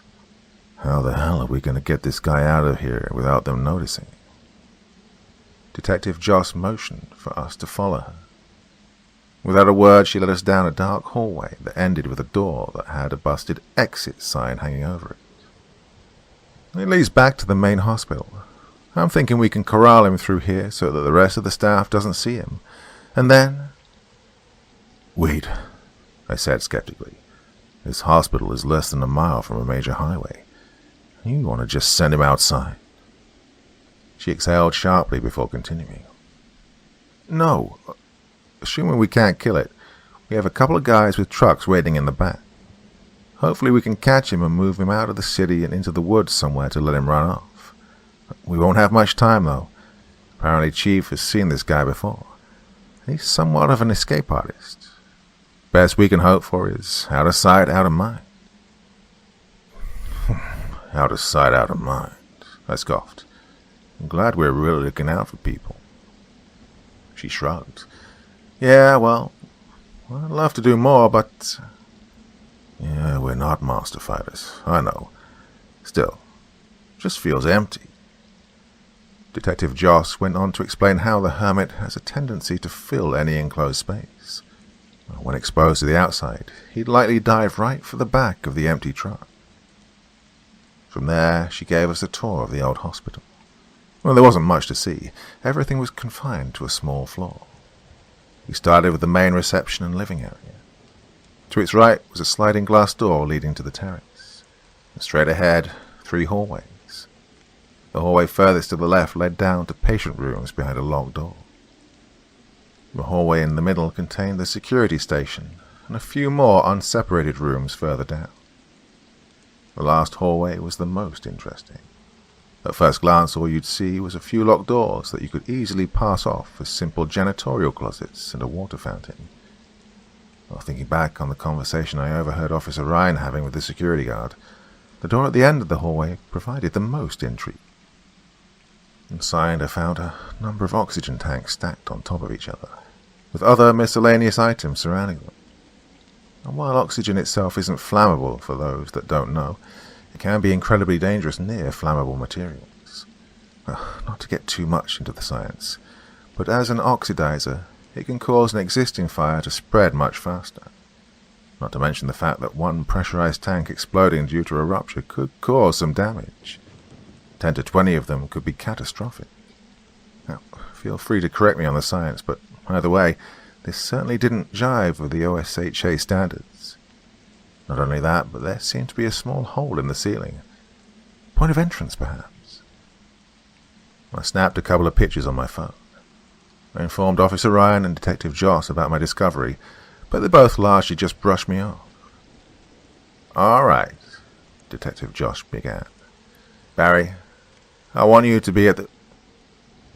Before she could finish, a voice that I assumed belonged to one of the officers assigned to watch over us came over through her radio. Supposedly he'd heard a loud noise coming from the terrace, and when he went to go investigate, he saw someone sitting outside. He dashed back to the main hall and found the same officer standing by the terrace door. Detective Joss went over to speak with him, but all I could focus on was the figure sitting in the fetal position outside. Though he had a large frame, he was skinny with a distended stomach. His head was probably twice as large as an average human head, but most of that seemed to be from his massive forward-hanging brow. His scowl accentuated deep wrinkles, and thin, stringy black hairs fell over beady eyes that were aimed at us with a deep-seated hatred. Yet despite this disturbing look, He seemed to be otherwise human. It was hard not to wonder what this whole song and dance was for. Yes, trespassing is a crime, but evacuating an entire wing of the hospital and bringing us in here for one human man? Well, it was odd. This could have easily been handled by a couple of patrol officers. I could tell Officer Ryan was feeling the same way, but Detective Joss was on edge. When she finally came over to talk, I almost laughed in her face. This guy, huh? I said with a smirk. Possibly homeless. The man obviously needs help, but we brought all of us out just for him. Well, she wasn't having it. Do not underestimate this man, Smith. I want you both sharp when we approach. That means be prepared to fire at a moment's notice. I scoffed. Are you serious? Seen a lot of fucked up shit as of late. I understand when there's a threat, but I'm not going to assume crazy until I see crazy. Do you know how bad it'd look if we came at an obviously unarmed human man with guns drawn for the heinous crime of sitting? Could you imagine if one of us accidentally shot the guy? Yeah, Officer Ryan followed. You guys haven't technically seen him do anything wild, right? I mean, no reports of threats or him actually assaulting anyone. Well, sure, the trespassing is bad, but he's just sitting there. If you went to the media about 3 cops pulling guns on him without real provocation, it's gonna look bad. She shook her head. Look, I've done this enough to know. I understand where you're coming from, but I'm telling you, that split-second difference between unholstering your weapon and firing could be the difference between life and death. If he turns out to be just a guy, then who's gonna believe... No, I nearly shouted. That's absolutely not the standard we set. We are, or at least, we should be better than that. Well, I've heard the stories too, but we can't make assumptions like that until we have the facts. Everyone went silent for a moment. The tension in the air between Detective Joss and me was palpable. In his usual fashion, Officer Ryan attempted to ease the situation. So, 2 beats 1? My math is usually pretty bad, but I'm pretty sure we win, so yay, no guns? Fine, Detective Joss said through clenched teeth before calling over the officer she was speaking with earlier. Murray, take a position where our friend can't see you. If anything happens, then you shoot to fucking kill. Well, we could at least agree on that. I took point on the approach with my hand over my taser. Detective Ryan did the same to my right, while Detective Joss stood at my left with her hand hovering near her gun. When we opened the terrace door, there was a tangible feeling that we weren't wanted. The man didn't move a muscle or say a word, but it was as if his very presence was telling us to leave. Admittedly, I got a little choked up in trying to speak with him. Unfortunately, Officer Ryan didn't pick up on the hostile atmosphere and made the mistake of being the first to communicate. Hey man, we got a call about you being here, and the hospital staff has informed us they'd like you to, leave the premises. If you need us to get some more clothes or take you somewhere, we'd love to... No. The hermit's gravelly voice left us stunned for a moment. The sound seemed to boom, but it appeared as though he was barely putting any force behind his words. I looked over to Detective Joss for a moment and found myself mimicking her, my hand now firmly placed over my gun. I was slowly becoming aware that maybe this guy really wasn't human and that I'd made a grave mistake insisting that we come at him without guns. It took Officer Ryan a moment to regain his composure. He let out a nervous laugh and tried continuing. Sorry. Look, we can't really take no for an answer here. If the hospital staff wants you gone, then you gotta go. We'd really prefer if you just work with us here to make it easy. No. His voice boomed again. This is my fucking home. Before I could even process what had happened, he sprung forward with incredible speed. One moment he was sitting on the ground, the next he was rolling around on the floor with Officer Ryan, beating his face raw. Detective Joss already had her gun out, but I knew she wouldn't get a clear shot without risking shooting Officer Ryan. Instinctively I yelled, "Don't shoot," while I dived for the hermit, tackling him to the concrete. Well, not only was the strength immense, it felt like his whole body was covered in some sort of oil that prevented me from getting a good grip. Well, I'd done some wrestling in my youth, but I was utterly unprepared for the grappling match that ensued. Eventually he found his way on top, and I could see his massive hands about to swing down when a loud bang rang out, then another, and then another. Suddenly I felt a river of pus wash over my face. When the pressure of him sitting on my chest had lifted, I hoped to whatever deity may or may not be out there that Detective Joss had killed him. Well, I received no such relief when I heard that same booming voice command that we leave his home immediately. Looking up, I caught him squirming his way into a vent that led back into the building. Though his whereabouts were absolutely a concern, my immediate attention was drawn to my bloodied partner lying just a few feet away. I scrambled to his side, and the damage was apparent. Cuts, bruises, missing teeth, and a severely broken nose. "Damn it," I shouted. "Evelyn, help me get him to his feet." Well, we managed to get Officer Ryan back inside and hand him off to Officer Murray to be taken upstairs and helped by hospital staff. It burned me up inside that I couldn't go with him. It was my call to go in without guns, squarely trained on the hermit. Because of that stupid decision, Officer Ryan could have easily received permanent brain damage and likely would need plastic surgery. Well, we had a job to do, but it was hard not to wallow in my own foolishness. Detective Joss was kind enough to give me some space and allow me to come to her. It took a few minutes to get myself back together, and I found her waiting outside, smoking a cigarette. "Since when were you a smoker?" I asked. She flicked ashes and blew out a bit of smoke. "Well, I'm not, at least not usually. But the more I go on these cases, the more I find myself lining up one or two to help me think, or just deal with, you know." She turned towards me and held a lighter out. "I'm trying to stop, so here. I don't have another one, so as long as you have it, I can't smoke." I accepted the gift and leaned next to her against the wall. "So, we're going to find that thing and fill his body full of lead, right?" Well, she shook her head. "I know you want to get revenge for what he did to Barry. Trust me, I've been where you're at before, but that's not going to work." "What the hell do you mean it won't work? He bled or pussed like a stuffed pig when you shot him. Between us two and the officer on standby, we easily have enough ammo to put him down. But if not, then we go get bigger guns. Two of us. Officer Zhang there needs to guard the elevator. Besides, I think the shock of the moment made you miss something, Smith." I had to be within, 20 feet of him? I shot the bastard 3 times with my service pistol. 3 close shots. I was there. And after the pus stopped leaking, no wound.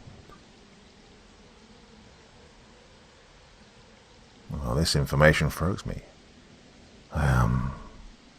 I don't understand. I mean, he was obviously hurt.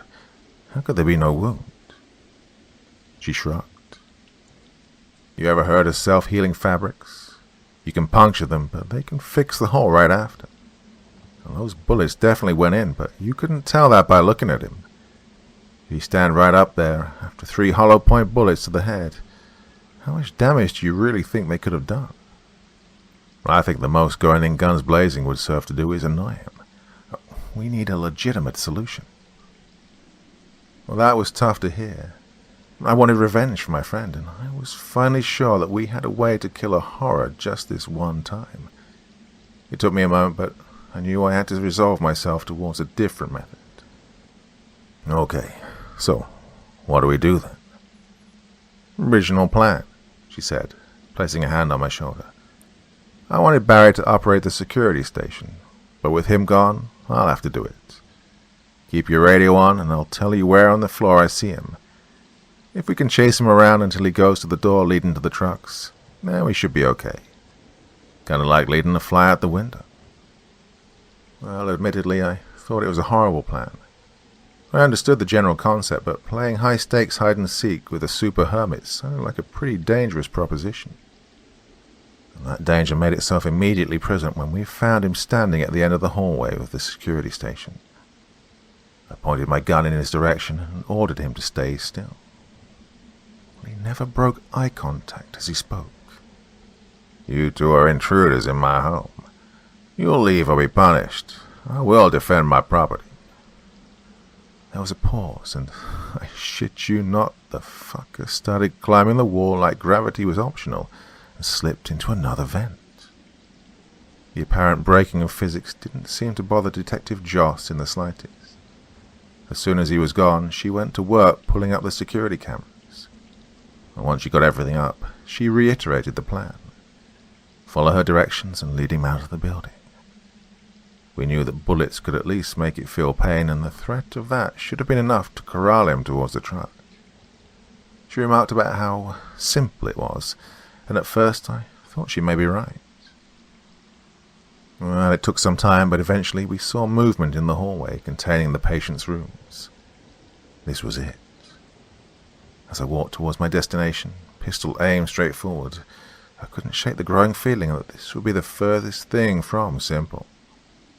Making my way through the door, I had to take stock of my surroundings. Inside, the patient's rooms were open and situated on the right. Simultaneously, there was a mini kitchen, a small television, and a nurse's desk, all in a small area on the opposite side.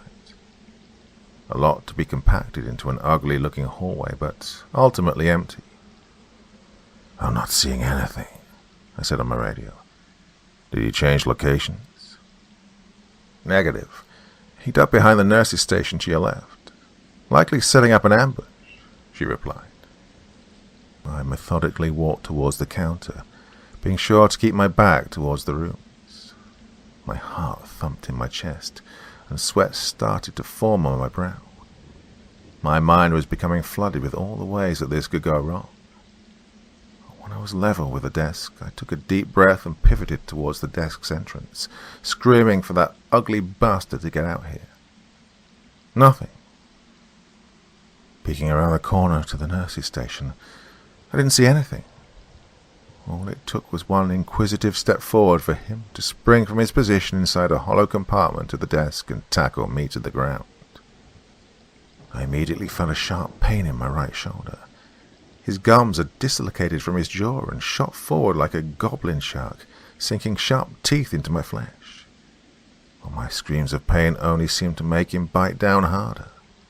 Luckily, I managed to keep hold of the gun in my left hand and fire a couple of rounds into the first thing I could find.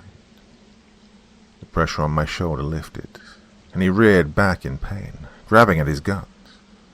I sprang up and used my good shoulder to ram him into an empty room and shut the door behind him. Luckily for me, one of the few things they'd upgraded in the old hospital was the doors. They appeared to be badge-locked, meaning unless a staff member came in to let him out, he wouldn't be going anywhere. I was hopeful that he'd give me some time to develop a new strategy, but his constant banging on the door made it hard to think. "Keep smashing away," I yelled. "You're not getting out of here unless I want you to." Right on cue, he went silent. He inspected me for a moment and then pressed his face up to the small window on the door to speak. "And the reason you want me out is so that you can try and scare me out of my home, right?" What? "Your plan. Stupid, man," he stated matter-of-factly. "You think that you can maybe abandon my home. You run out of bullets. It'll hurt me, yes, but if I stand my ground just long enough, you and your friends won't be able to hurt me. Well, I know I can take the pain, but can you survive having your jaw ripped off?" He paused to spit a yellow fluid at the glass. "I'm gonna hunt you down first." His threat made me take a step back. He fucking knew. This whole time, we would have chased him around until the point of exhaustion, and then he would have struck. Detective Joss's voice came through over the radio. "Smith, I see you have him contained there. Listen, you need to..." He knows. What? He knows the plan. We have to try something else. Look, I've got him locked up here, but I'll... Smith, look down and get the hell out of there. Confused, I did as I was told and saw two thin fingers beginning to slide from under the door. Soon after, his hand followed. I didn't have much time to think. I sprinted towards the exit and shut the door behind me. Glancing back through the window in the door, I could see his arm had already made it through. 3 options. The exit? No, he simply wouldn't follow me outside. Well, I could run towards Detective Joss. We could at least herd him together, but if this guy was a basically living bullet sponge, then we'd both eventually be defenseless, which left one real option. The beginnings of a plan I didn't entirely trust started to form in my head. Another quick glance back showed I was almost out of time. He was pulling his legs out from under the door, and I knew he'd be gunning right for me. I got on the radio. Detective Joss, he's coming towards your location. He wants revenge for that gunshot earlier. Take a position outside by the truck. She replied with a simple, "Copy," just in the nick of time. The man was free and barreling towards the door. I sprinted towards the open storage closet. 3 of my steps must have been equal to 1 of his because I could hear him closing the distance with lightning speed. Despite the pain, I opted to dive for the opening, spinning around as I landed and shooting a warning shot in his direction to hopefully slow him down. It did the trick. The bullet missed, but I knew he didn't want to take unnecessary damage. He ducked behind a water fountain, leaving me enough time to get to my feet, pull out the lighter Detective Joss had given me, and point my gun to one of the oxygen tanks. "Hey, you bastard. Get out here." He raised up slowly and walked towards me. Well, he was ruby red, and I could tell from the look on his face that he was absolutely livid. "You stupid man. You put yourself in a corner. I'm not afraid of a little fire." I spat on the ground. "I don't give a damn about a little fire. A lot of flammable shit in here, though, don't you think? What do you think happens if I start shooting oxygen tanks while I have this flame lit?" Admittedly, I wasn't even sure if the science was correct, but my bluff seemed to make him take pause. "What do you plan to do?" he said cautiously. "You're obviously an intelligent guy. More intelligent than a lot of things I've dealt with. So let me put this in terms you'll understand. Oxygen tank plus bullet plus fire equals boom. And when boom happens in an old space with flammable stuff, well, I don't know if you can survive a fiery explosion, but it doesn't matter because your precious home won't." "No," he shouted, throwing his hand forward. "You'll die too. You wouldn't do this, not to my home." Well, he was partially correct.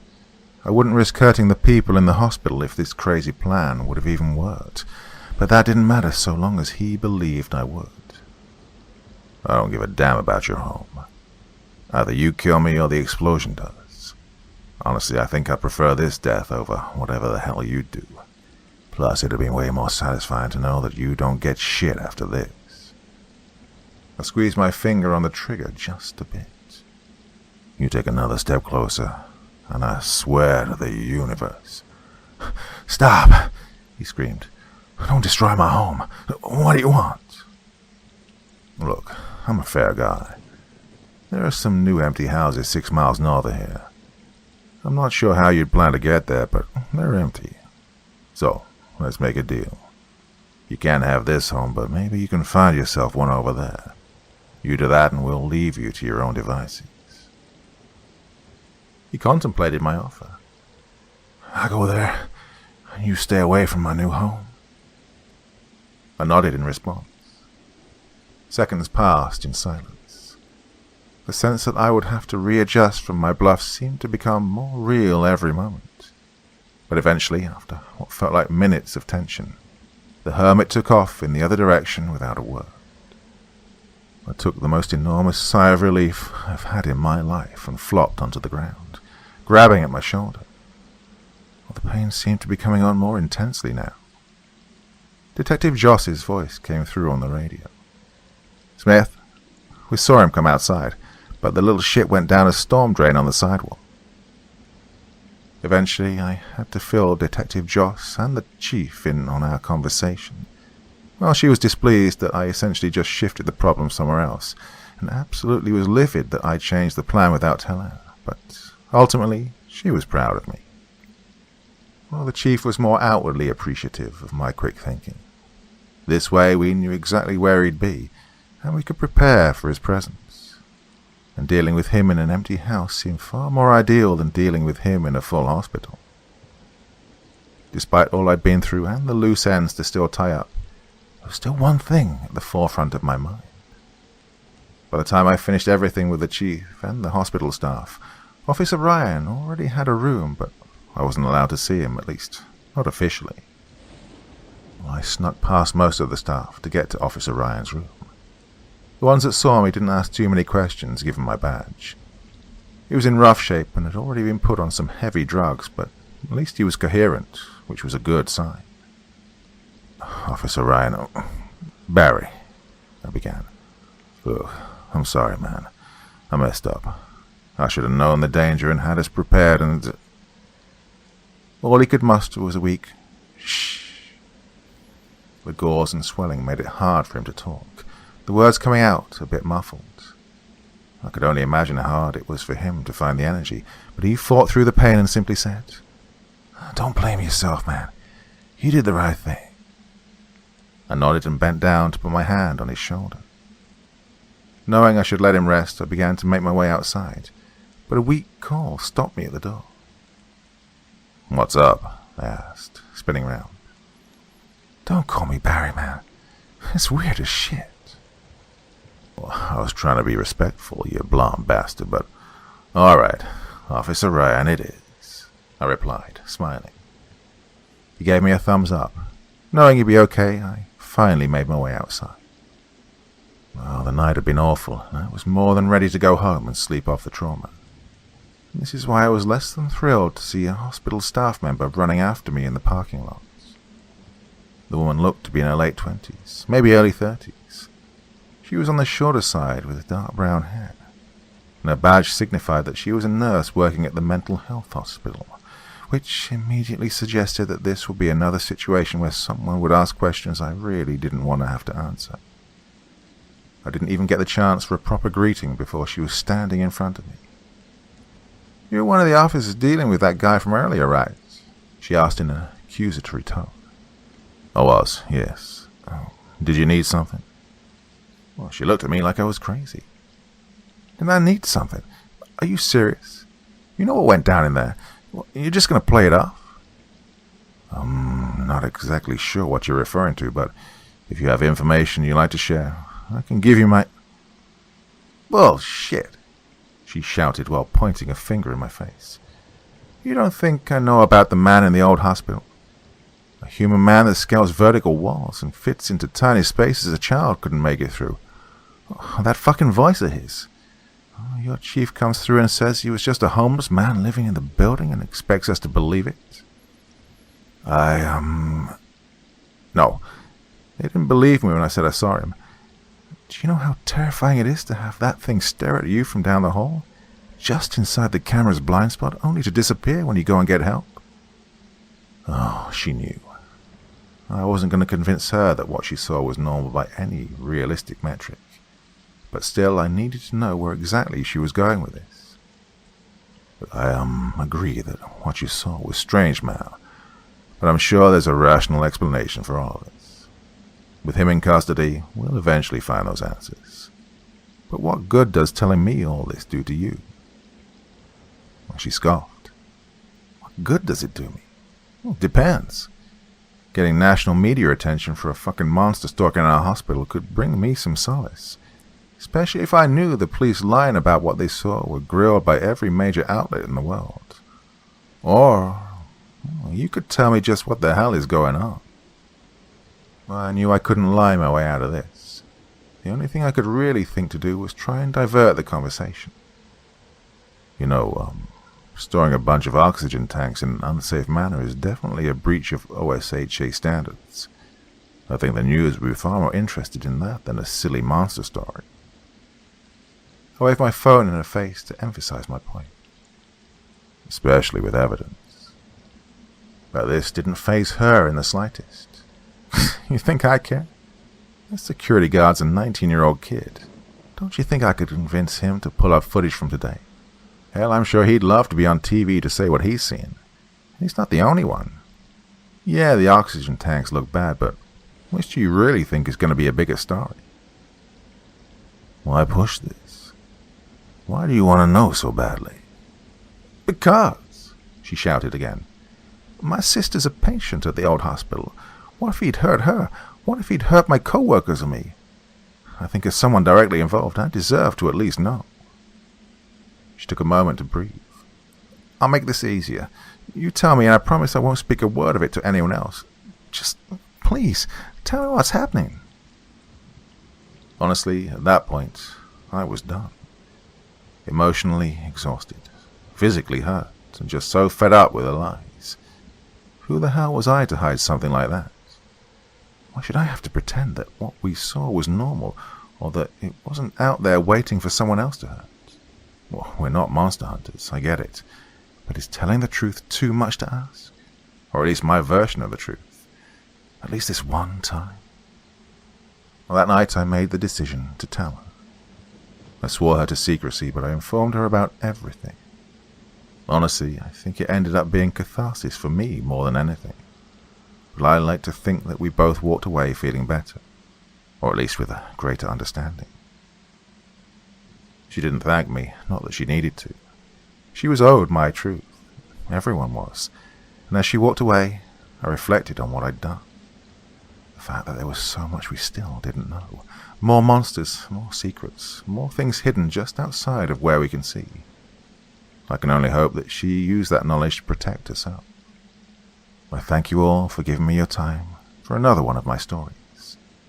I only have a couple more for you, so hopefully you'll stick with me through those last two. As always, stay safe, everyone.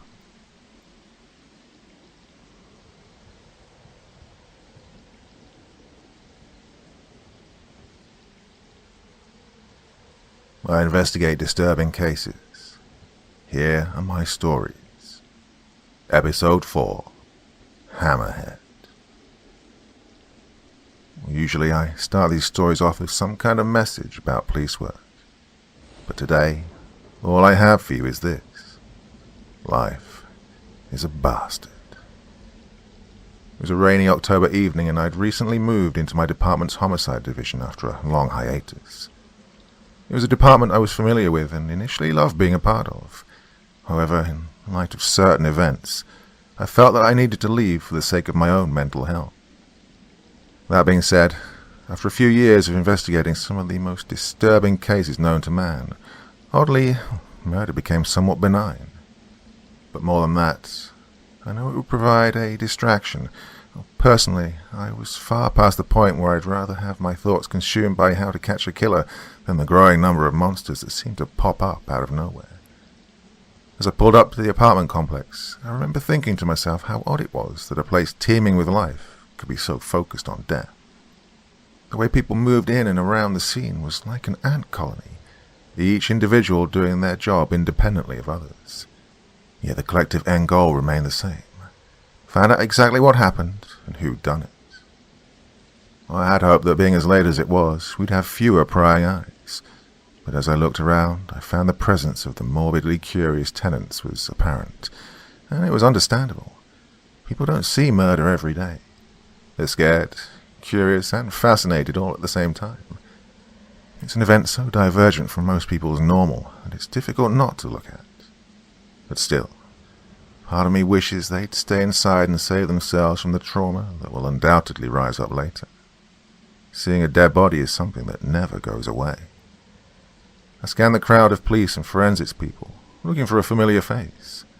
Luckily, it only took a moment for me to find it, and he smiled and waved as I approached. Officer Ryan stood among a couple of other patrol officers wearing his trademark smile. few scars remained from his encounter with the hermit, and his once crooked nose had been repaired to look brand new. "Detective Smith, what's up, man?" he asked as I approached. Nothing much, I suppose," I replied with a yawn. "Mostly just tired, since apparently people can kill during regular working hours." The officer next to Ryan looked at me for a moment, puzzled before blurting out, "Smith, you're back in homicide. I thought you were done with it after what happened." I responded with a nervous laugh. "Just a little break, Officer Bailey. I was always coming back." I looked past him for a moment to take a look at the body. "What do we have on the Vic?" Officer Ryan sighed and shook his head, motioning for me to follow him. We made the short walk over to the body. Calling it a bloody mess would have been an understatement. The man's entire face and chest were caved in. Large pieces of flesh had been torn out from his neck, and it appeared as though his right arm had been smashed on the pavement. The way the body had been mutilated disturbed me to the core, and it was hard not to gag at the sight of the man. "So," Officer Ryan began, "as you can tell, we've got severe blunt force trauma. Cuts and bruises consistent with a fight. So far, no one we've spoken to has seen anything. We have the 911 caller waiting to talk to you, though." After getting the rundown, I went to inspect the body more closely. As previously mentioned, we were looking at an inordinately brutal attack. Thinking aloud, there seemed to be only one logical conclusion. "This has to be personal. No way anyone desecrates a body like this if he was killed by a stranger. Unless they didn't want him to be identified. But even then, it's excessive." "Maybe he had something of value," Officer Ryan added. "Gets into an argument with someone trying to take his stuff, and they do this to throw us off?" Well, I wasn't convinced. As I went to check his pants pockets, my suspicions were seemingly confirmed. I don't think so. His wallet and keys are still here, so it likely rules out a robbery." Opening his wallet, I found an ID belonging to that of Mr. Ernie Garrison, 58 years old. We'd still need someone to positively identify the body, but we could now very likely give a face to the guy. I called for an evidence collector to come over and take the items away while I continued to search the body. When I went to look at his neck and trapezius, my eyes grew wide, and I immediately yelled for the crime scene photographer to come and take a look. Embedded into the man's flesh were 3 yellow teeth. The man I presumed to be Mr. Bennett was only dead for an hour at most, yet the skin and muscle around the teeth were already rotting away. The look on his face mirrored mine, pure disgust mixed with confusion. Though neither of us had a deep understanding of biology or the human body, we understood enough to know that it doesn't rot that quickly. Nor should it only rot in one place while the rest of it remained pristine. Already I was getting the vibe of something deeply wrong. Preliminary thoughts were coming together in my mind that I wanted no parts of. Ideas of just what the hell could have done this froze me for a second. Could the tall woman have brutalized this person, or something else? Once I regained my composure, I simply noted to my team that we needed those teeth removed and checked with forensics to see if they matched any DNA we had on file. Just as I'm about done with the body, I hear a faint buzz. I instinctively go and check my phone, but realize it's not me. It takes a second to locate where the sound came from, but I eventually spotted a soft blue light emanating from a nearby trash bin. Walking over, I discover a phone. Immediately I notice flecks of blood on the case. Pressing the home button takes me to a background image of a man who strongly resembled a slightly younger Roger Garrison and a dog. One missed call headlined the notification bar. A quick swipe not only shows me that Mr. Garrison doesn't keep a passcode, but he also has a text message from someone saved as asshole. Asshole, I said to myself. What are the odds that it's a mere coincidence that he's in contact with someone he obviously has a problem with at the same time he gets killed? I walked the phone over to another evidence collector and told her to keep it safe and sound for me back at the station. After making the rounds and talking to the other detectives about what I'd found, it was time to speak with a 911 caller, Miss Eva Brownstein. I found her waiting outside her apartment door. I introduced myself and started off by asking her what the original 911 call was about. Well, the tremble in her voice indicated she was still trying to deal with the stress. I was watching TV when I heard a loud noise outside. I think it was banging. Well, I guess I assumed that one of the downstairs neighbors was doing some work or something. Well, I know it's late and it seemed odd, but I wanted to mind my own business. Well, the banging went on for a bit, and I'm sure Ernie had gotten sick of it, poor man. She shook her head. I hear him yelling that he was going to kick someone's you-know-what and slam his door. Next thing I know, sounds like there's a struggle outside. He's screaming cuss words at the top of his lungs and telling someone to get off of him. And that's when I called the police. But after I got off the phone, it was just silence. "Did you happen to poke your head out and see anything?" I asked. She nodded. When things got quiet, I peeked out of my window and saw Ernie's body lying there with blood all over it. No one around him. "And you didn't go out to check if he was still alive?" "Son, I'm 74 years old and grew up in Brooklyn. If there's a dead body outside, the last thing you do is go hang around it." Well, I couldn't argue that. "Did you happen to know who we went to confront, at least? Did you happen to know of anyone who'd do this to Ernie?" She thought for a moment, but ultimately shook her head. "No, I'm not sure who Ernie was going to see. I know he had a problem with one of the neighbors, but he never told me who they were. As for who would do this, no one I can think of. Ernie had a bit of a temper on him, sure, but overall he's a good guy. Outside of that one neighbor, he's never mentioned having any real problems with anyone." "Are there friends or family we could ask?" "No, no kids, wife, or siblings. His parents died years ago. I'm one of the few people he talks to, if there's even anyone else." Not that I wanted to call her a liar, but it was difficult to believe that a man who seemingly has no ties was brutally killed in that fashion. But between the phone, teeth, and the lead on the neighbor, I felt we actually had a pretty solid base to investigate. As I wrapped up the interview, she made one final off comment. "I know Ernie was a fighter. He always used to carry a golden pocket knife with his initials inscribed on it. When you find who did this, I swear to God they'll have scars from that." When I finally got back to the station, the first thing I wanted to see was that phone. I nearly flew to evidence to retrieve the device, and I was giddy as a kid on Christmas morning when I got the chance to see its contents. A couple of the other detectives and Officer Ryan crowded around my desk as I read what appeared to be a heated argument between him and his neighbor, Alan Wong. In short, they seemed to be arguing about the loud banging.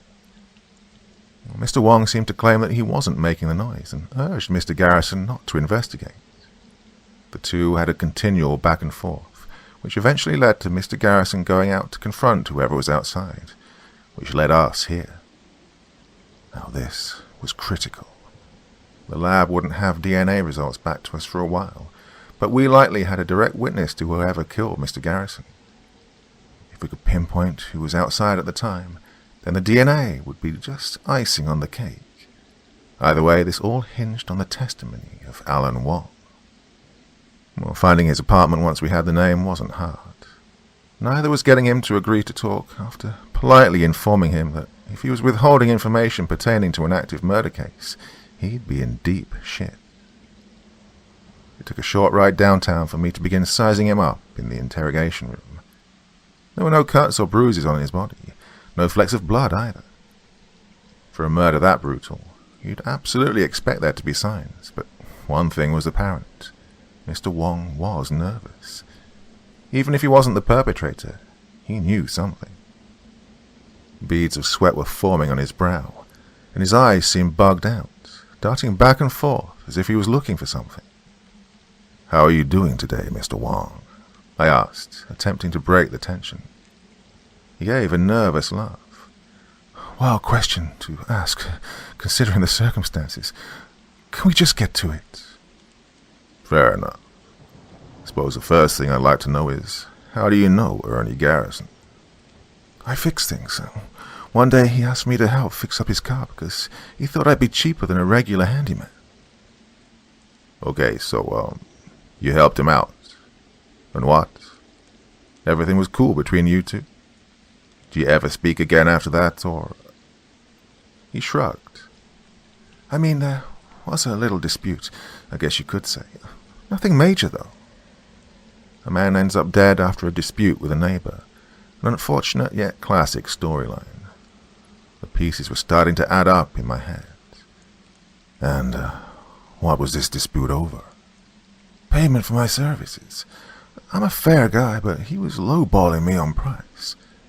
I tried to give him something below what he'd pay elsewhere, but that wasn't good enough. Just because the guy's my neighbor doesn't mean I'm going to work for free, you know? Well, after threatening to take him to court, he pays up. But he starts complaining about everything. Noise, my dog. He said he thought he smelled drugs from my apartment. Just a lot of shit. The guy was trying hard to get me kicked out. Sounds rough. You must have hated the guy. Hate's a strong word. Well, we weren't friends, but I never wish anything bad on him. It was just stupid.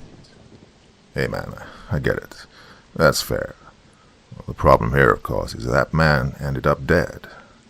So what I want you to do is tell me in your own words what you think happened. Well, the shift in demeanor was quick. I could hear his foot tapping rapidly now, and he choked up a bit when he spoke. I have no idea. I just know the dude got killed. Oh, it's sad as hell, but I don't have much to add. Bullshit. That's odd, Mr. Wong, because we know that you were the last person to communicate with Mr. Garrison, and that he went to your place to speak with you. Add the fact that you two had clear problems, and surely this points to more than a coincidence. Even though he shook his head, I could tell from the look on his face that he wanted to say something more. Look, Alan, I'm going to be frank with you. I already told you that if you're holding back information, you need to talk to us. Right now, you could be facing murder charges if this comes back to you. You could either have me tell the prosecutor that you were honest, or that you try to hide shit the entire way. What's it gonna be? He scoffed and slammed his hand on the table before pointing a finger towards me. Don't do that. I didn't have anything to do with his death. You think I don't know how serious this is? He let out a loud groan, put his hands to his head as tears started to form in his eyes. Oh, this is so fucked. If I'm being looked at as a murder suspect, the last thing I want to do is tell the truth and look ridiculous. He was starting to panic. I took it as my cue to stand up and let him have some time to think. As I walked out the door, I turned around and let him know to just give me his truth, however ridiculous it sounded. After 20 minutes by himself, he was ready to talk.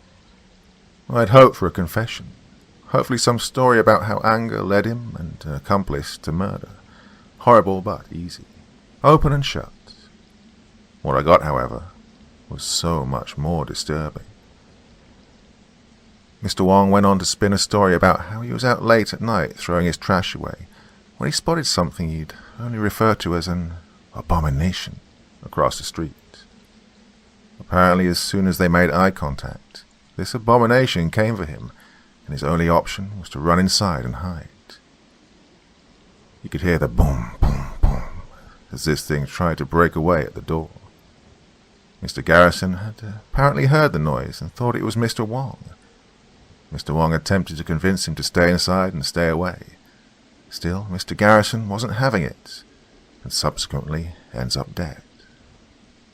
Well, that's why Mr. Wong didn't simply tell Mr. Garrison about the creature. He merely laughed and said, "You think he would have believed that? I wouldn't expect the person that trusted me most in the world to believe it, let alone someone who obviously hates me. He would have come down regardless." Well, it was indeed a ridiculous story, one that I'm damn sure nearly everyone outside watching the interview was laughing at.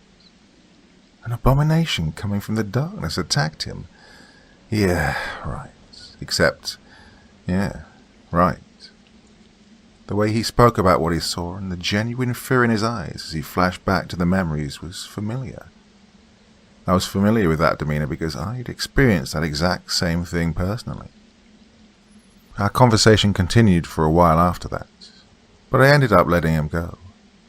I informed him that I'd stay in touch, but deep down I knew I'd never see him again because he simply wasn't our guy. I don't know if it was for my own mental well-being or respect for due process, but I needed to hold on to the idea that this wasn't another hellspawn that came to wreak havoc on society. I needed to see this through and make sure I wasn't dealing with the standard type of darkness we see from human beings. For all intents and purposes, Mr. Wong didn't know what he saw, and this could easily be the work of some local maniac. It took some weeks, but when the DNA profiling came back on the teeth and other pieces of evidence we collected, things started to look bleak. Not a single match. Simultaneously, as we did further research into Mr. Wong, we found no traces of his DNA at the scene. Nor did we find any evidence that he'd been communicating with a third party to set up some kind of hitman job. Furthermore, searches from his home computer at the time of the 911 call indicate he was inside using his desktop around the time of the murder. Even potential security camera footage from the area turned up nothing. If Mr. Wong was involved, there wasn't any hard evidence to show it. Our two best leads were drying up, and over time Mr. Garrison's case went the way of many murders before it. Cold.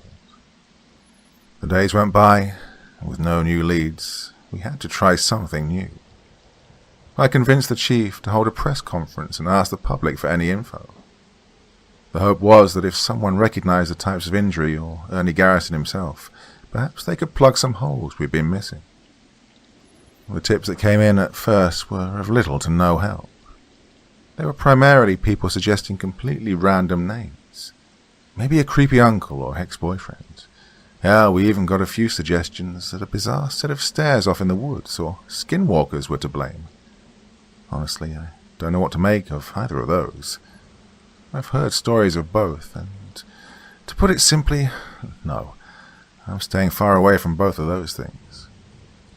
The point being, we weren't getting anywhere new. Just wasting time chasing dead ends, at least until I heard a familiar voice on the phone one late office night. She sounded nervous about speaking at first. "Hello? Is this Detective Smith?" Yeah, speaking, and who is this? "I never gave you a name when we spoke last, but this is Maria Alvarez, nurse at the old hospital. We talked in the parking lot after what happened." The words "old hospital" brought back a flood of memories that made me shudder. The face of the hermit flashed in my mind, and I reflectively turned towards an air vent above me just to make sure nothing was hiding inside it. Yeah, I remember you, of course. How are you, Miss Alvarez? She let out a sigh. "I'm managing. What you said to me back then, that's been on my mind a lot lately, and it's given me a different perspective. I don't know. I just feel like the world has become a much scarier place almost overnight." I'm sorry to hear that, truly. Well, it's okay, or at least tolerable. Well, I saw your press conference, by the way. It just brought up some thoughts, you know. A lot of thinking about what could have happened to that poor man. And yet, the more I thought, the more I realized I may have an idea. An idea of what? She went silent for a moment, but I could hear movement on the other end. Then a hushed whisper came through. Technically, I'm not supposed to be sharing this with anyone because of, patient confidentiality. So, a while back, someone came in with similar injuries at night.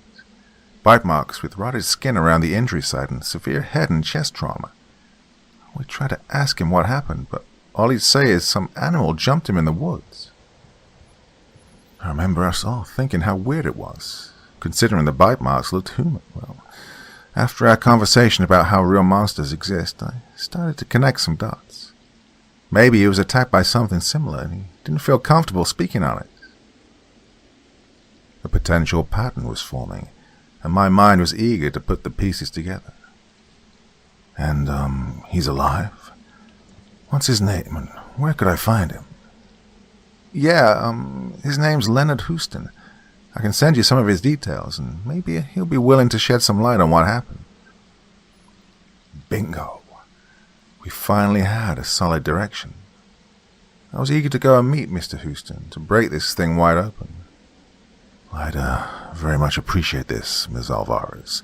But before I go, can I just ask, why take this risk? Why not just leave it alone? Dunno. I guess because you shared the truth with me, and I felt like I owed some truth back to you. Well, that was good enough for me. I finished the convo by letting her know that if she needed anything, even just someone to talk to when the dark thoughts creep in, I'd be right here for her, always. The next move was to bring someone along to meet this guy. I would have had another detective accompany me under normal circumstances, but this was far from normal.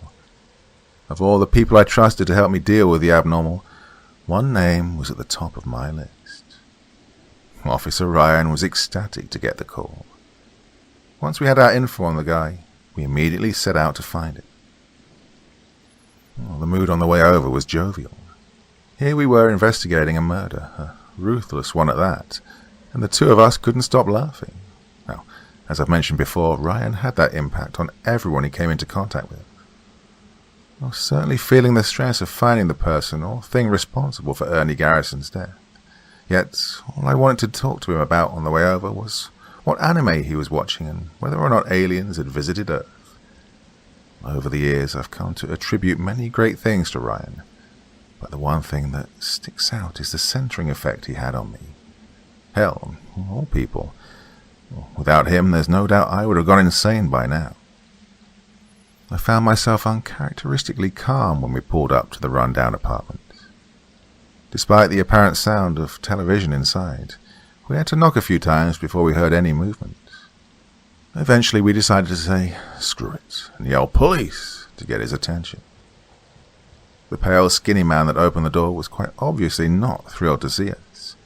He smelled of cigarettes and beer cans littered his couch. Whatever y'all are saying I did, I didn't do it, 'cause I was busy that night, he said, throwing his hands up. I cleared my throat. Is Leonard Houston home? Hey, speaking. I took a quick peek behind him and saw he was alone. Right, well, good. Mr. Houston, you're not in any trouble. I'm Detective Smith, and this is my partner, Officer Ryan. We're looking into something, and we thought you might be of some assistance. He scoffed. Boy, do I look like a snitch to you? Not a snitch, Officer Ryan interjected. If anything, you'd be a hero. Something awful happened, and we figured you could help us right or wrong. Well, Mr. Houston thought for a moment before inviting us in. He offered us a place to sit on the couch, but between the beer cans and potential mold spots, we both opted to stand. So, I began. I heard from a reliable source that you were in the hospital a while back with some pretty gnarly injuries. What was all that about? Who told you all that? I mean, yeah, I got hurt pretty bad while going on a night hike. Some animal or something. Probably a coyote with mange. A coyote with mange that had human-shaped teeth and rotted the skin where it bit you. He shrugged and lit up a cigarette. I guess so. A lot of weird shit out there in them woods. I turned towards Officer Ryan and saw him reflecting my unamused look. Turning back to Leonard Houston, my tone turned a bit more serious. A man is dead, Mr. Houston. If you saw something that could help us figure out who or what did it, then I need you to be more honest than saying it was a coyote with mange. His demeanor shifted quickly, and underlying stress snapped to the surface. You're in my house. If I said I ain't seen nothing but a coyote, then I ain't seen nothing, okay? But that's not the truth, I fired back. You know it's not. Trust me, I understand what you saw was probably strange, but we really need your help on this. Well, maybe the truth ain't for telling. I'm gonna be honest with you, sir. I've seen shit in my life, but that day I realized there are some things better left good and forgotten. No sense in trying to convince anyone that it wasn't nothing but a mangy coyote. So, that's what it was.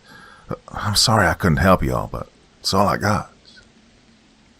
I gave Officer Ryan another look. This time he knew what it meant. I was imploring him to do his thing. On cue, he walked over and put a hand on Mr. Houston's shoulder, pointed to a picture on the wall and asked, "That your daughter, man?" He nodded in response. "Yep, that's my baby. Turned 6 this month." "Ah, she's adorable. Always wanted one of my own. Why isn't she here?" Mr. Houston gave a non-direct answer about troubles with the mum, but Officer Ryan knew it was more than that. "Forget the badge for a second. This is just a job, man," Officer Ryan said, pointing out his uniform. "I'm asking you as a human. I know you don't know me, but it's still just me. Just 2 dudes talking. No judgment. Tell me about what's going on."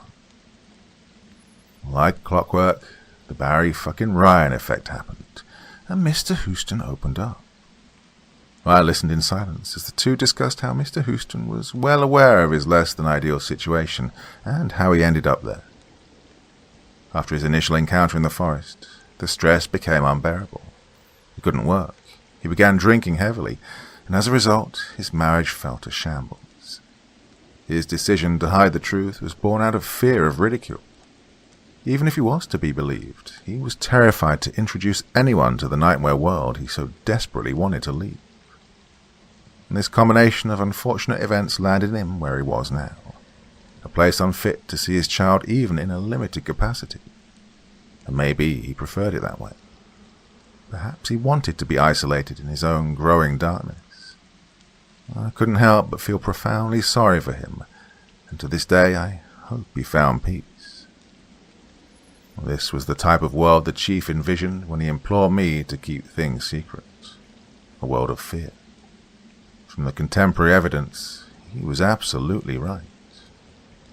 Eventually, the conversation returned to Mr. Houston's daughter. Officer Ryan had asked a question that really seemed to strike a chord with him. "The both of us here are saying we believe you, and we're willing to do something, then, as a father, wouldn't you want to help us make the world a safer place for your daughter?"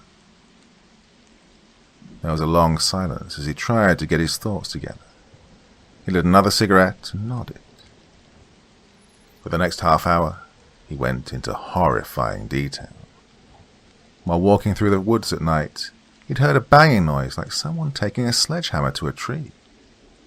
He thought about locating the sound source, but as the sound grew louder and more aggressive, paranoia set in, and he decided to try and leave.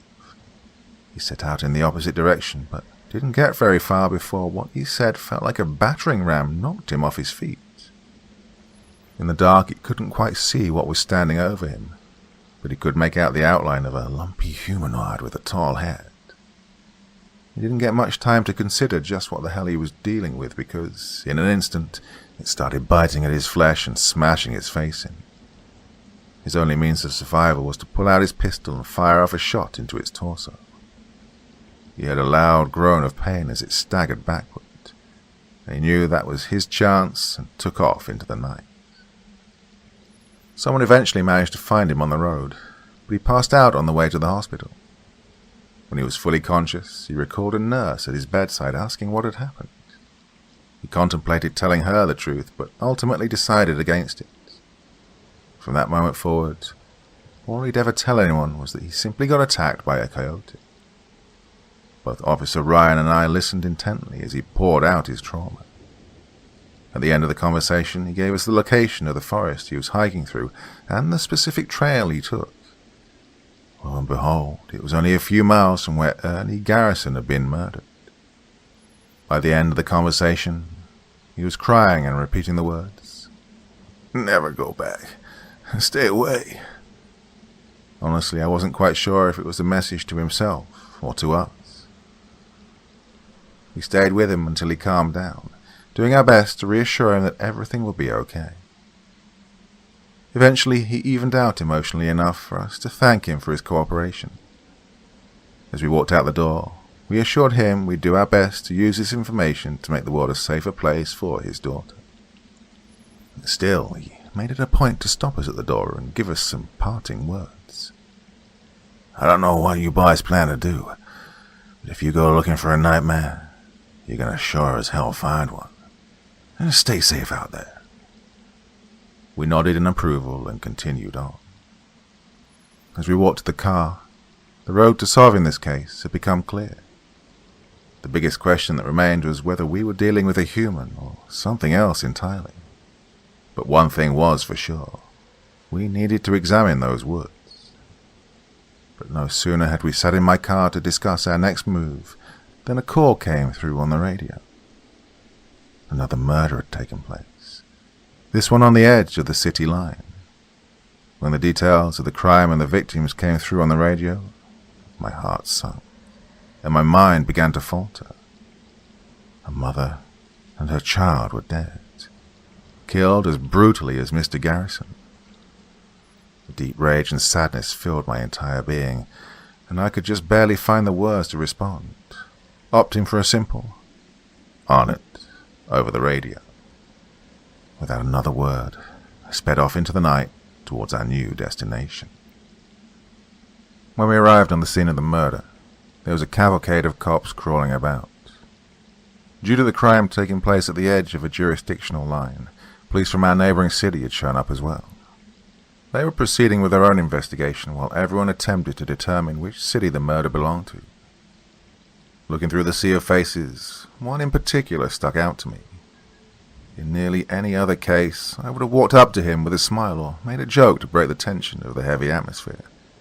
But when standing face to face with the man, all I could ask in a stern tone of voice was, "What the hell happened?" Detective Michael Christian looked at me and simply said, "Ah, Smith, this one is awful. Almost like the devil himself was at work." He asked Officer Ryan and me to accompany him into the house to inspect the bodies. And the scene was gruesome. The first thing of note was that the woman's door had been broken down.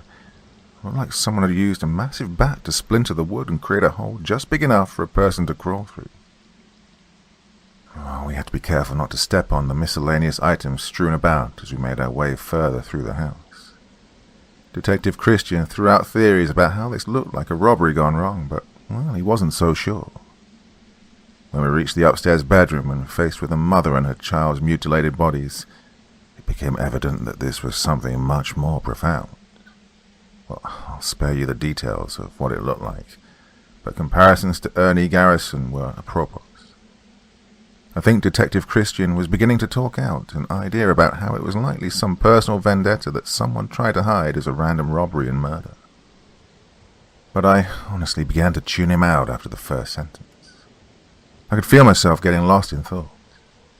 It seemed as though the rest of the world was fading into nothing, and the only other things that existed outside of myself were the two bodies staring back and asking, why? Why couldn't I solve this case sooner? Why do they have to be the victims of my incompetence? Why wasn't I good enough to make a difference for once in my fucking life and ensure that the world was actually safer for them?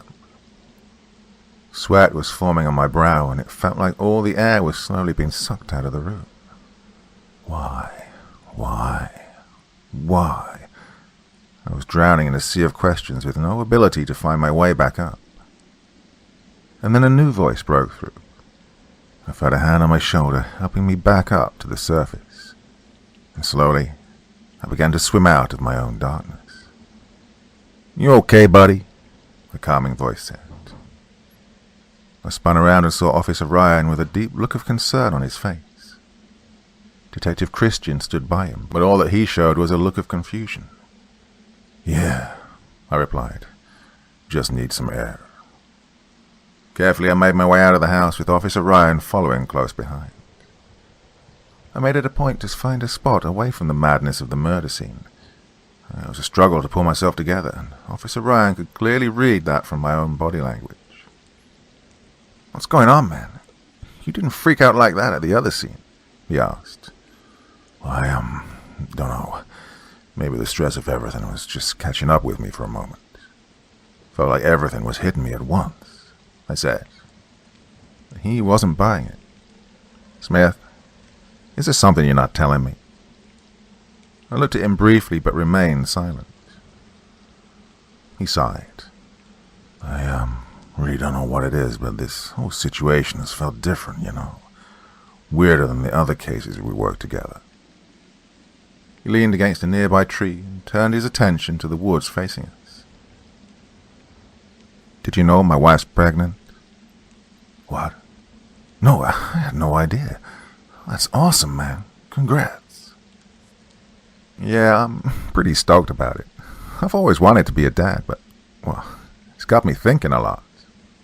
Well, it's natural, isn't it? I asked. Trust me, every dad-to-be gets to thinking, especially when you're in our profession. But that's the thing, man. After encountering the hermit and our other adventures together, I suppose I've just been considering my own safety. Being a cop is enough, but there's a real question to be asked about how far we should be willing to go.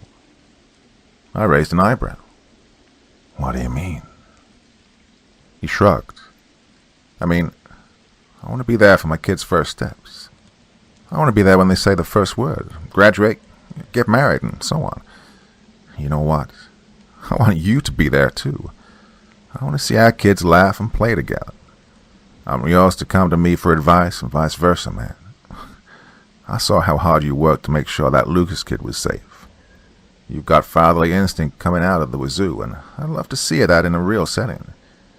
But how likely is that to work out when we're chasing demons all the damn time? Well, he made a solid point. I didn't have a good answer outside of... Not likely, I suppose. Yeah, you only get to walk away from those situations so many times, he said. Whoever this case goes to is going to do their investigation and probably do a damn good job of finding the facts, but we know where this is trending. Smith, over this time, you've become someone I consider to be my best friend. Outside of my wife, of course. I fucking love that woman. Obviously, whatever you're dealing with personally is rough, and I won't push you on it, but please, as your friend, I'm asking you to consider how far you really want to go with this. Really think about where your limits are. Well, he was right. I absolutely needed to consider my limits going forward. I didn't realize the emotional toll that all this craziness was having on me. Officer Ryan's words would profoundly affect me in the future, but still, at that moment, I knew I needed to solve this case. Weirdly, that became easier once Detective Christian came over to deliver the news. Well, looks like you fellas came out here for nothing, he said. Looks like this one is in our jurisdiction, so we'll be taking the lead here. I nodded and informed him of the similar murder that we'd had just weeks prior. I told him that we'd offer all the information we had and be of any assistance in any way possible. He nodded and said he appreciated the help. After he walked away, I offered to take Officer Ryan home. On the way back, I told him how much I appreciated him and that his words weren't lost on me, but also that I still needed to figure this out, as there were dimensions to it that meant a lot to me. He said he understood and simply warned me to be careful, and that he expected me to come back from this relatively unharmed because, in his words, my future kids need their uncle. I couldn't help but smile and make a promise that I would come back. The next day after work, I returned to the scene of the crime. I spent hours talking to everyone I could about what they saw the previous night, hoping that someone could lead me in the right direction. At the end of my rope, with no new information, I decided to double back and recheck the neighbors of the family that had been killed. Turned out that I'd missed a house. The elderly woman inside introduced herself as Ms. Watson. When I introduced myself as a detective, she seemed confused. Oh, I thought I already talked to the police. They didn't seem too interested in what I had to say. Well, there's been some new developments in the case, ma'am. I lied. Could you repeat to me what you told us yesterday? What did you see? She thought for a moment before pointing out towards the woods. It's not so much what I saw. It's what I know. I'm pretty sure what happened as a result of that. Why do you say that? Well, My grandnephew, Boris. He told me that he shot something in the leg a few weeks ago that tried to attack him. He didn't know what it was, just that it looked awful strange. Something comes hobbling out of the woods and the police aren't interested in knowing more. There should be people patrolling this area every night. It seemed weird. And, had he seen this thing before? Any chance he knows where they come from specifically? She shook her head. Nope. Just heard stories of odd things coming from there, but he told me he really had no idea what it was. Just that it had this awful groan that he said almost sounded human. I can't be sure, but I swear I heard a rather strange human-like groan last night around the time that lady was killed. Oof, tragic, really. Yeah, it really is. Well, thank you for your help, Ms. Watson. If anything new pops, we'll keep you in mind. And with that I went to get back into my car. The puzzle pieces now lay before me. What did I have? What were the facts? 4 attacks, 3 dead, and 1 severely injured. And 1 scared whatever it was off. In both cases with survivors, it seemed that the common link was that those things reacted to being shot. I looked over at my pistol and knew I had a means of self-defense. Another connection was that all these cases seemed to happen either next to or a few miles from the woods. Pretty coincidental common denominator. From talking to Leonard Houston, I know precisely which trail to be on the lookout for. Still, there's a possibility them crossing paths on that trail was merely coincidental. Looking at a map on my phone revealed that the trailhead was directly north of where Ernie Garrison was murdered. Hypothetically, if you walked a straight line, you reach the area of the apartment. Head south and you do the same with the mother and her child, meaning that even if the trailhead wasn't precisely where these things originated, it was probably damn close. Finally, I had some direction. I contemplated asking Officer Ryan or Detective Joss to accompany me on my foray into the wilderness. Or I could feign a tip on our killer hiding out in the woods to get some backup. We could all go in there and set the forest ablaze with a hailstorm of bullets. Now, if you want to call me crazy or irresponsible for my next set of actions, I absolutely respect it. But I decided I couldn't do it. I damn sure wasn't about to put Officer Ryan or Joss in danger of being ambushed in the dark by who knows what. And if I called for backup, I'd have had to consider how many officers would undoubtedly know the truth. Not only would the chief not be too pleased, but what Leonard Houston and Maria Alvarez both opined stuck with me. They survived their encounters, sure, one with no injuries, but the mental scars of knowing what's out there. Being aware that you live in a nightmare world where if one monster doesn't take you away, another one will, well, that fucks up a person. In Mr. Houston's case, it quite literally ruined his life. How could I willfully do that to other people? Just didn't seem right. I get it if you disagree with my reasons, but that's how it felt. It's how I still feel. In my mind, I was doing the right thing. Over the next month, I spent every day after work driving around the perimeter of those woods and walking the trail Mr. Houston had taken when he was attacked. Everything else in my life became secondary, and I was committed to doing it until the problem was taken care of. One wet and muddy night, I took a moment to stop and rest on the trail. The physical toll of my routine was catching up to me. For a moment I heard what I thought was a mix between a groan and a whine. I caught just enough of it to know it was somewhere in front of me. I grabbed my flashlight and shone the light forward, but I couldn't see very far through the trees. Quickly the sound shifted to my left. This time a very clear rustling accompanied it. Cursing to myself, I pulled out my pistol with my free hand and aimed directly towards the left. I waited, in silence, hoping that whatever it was would come out and face me, and yet nothing. I waited. Seconds turned into minutes, and there was still nothing. I could feel my heart beating out of my chest. I sat back down and attempted to control my breathing, chalking the incident to normal forest sounds, likely a tiny critter that was just making its way through.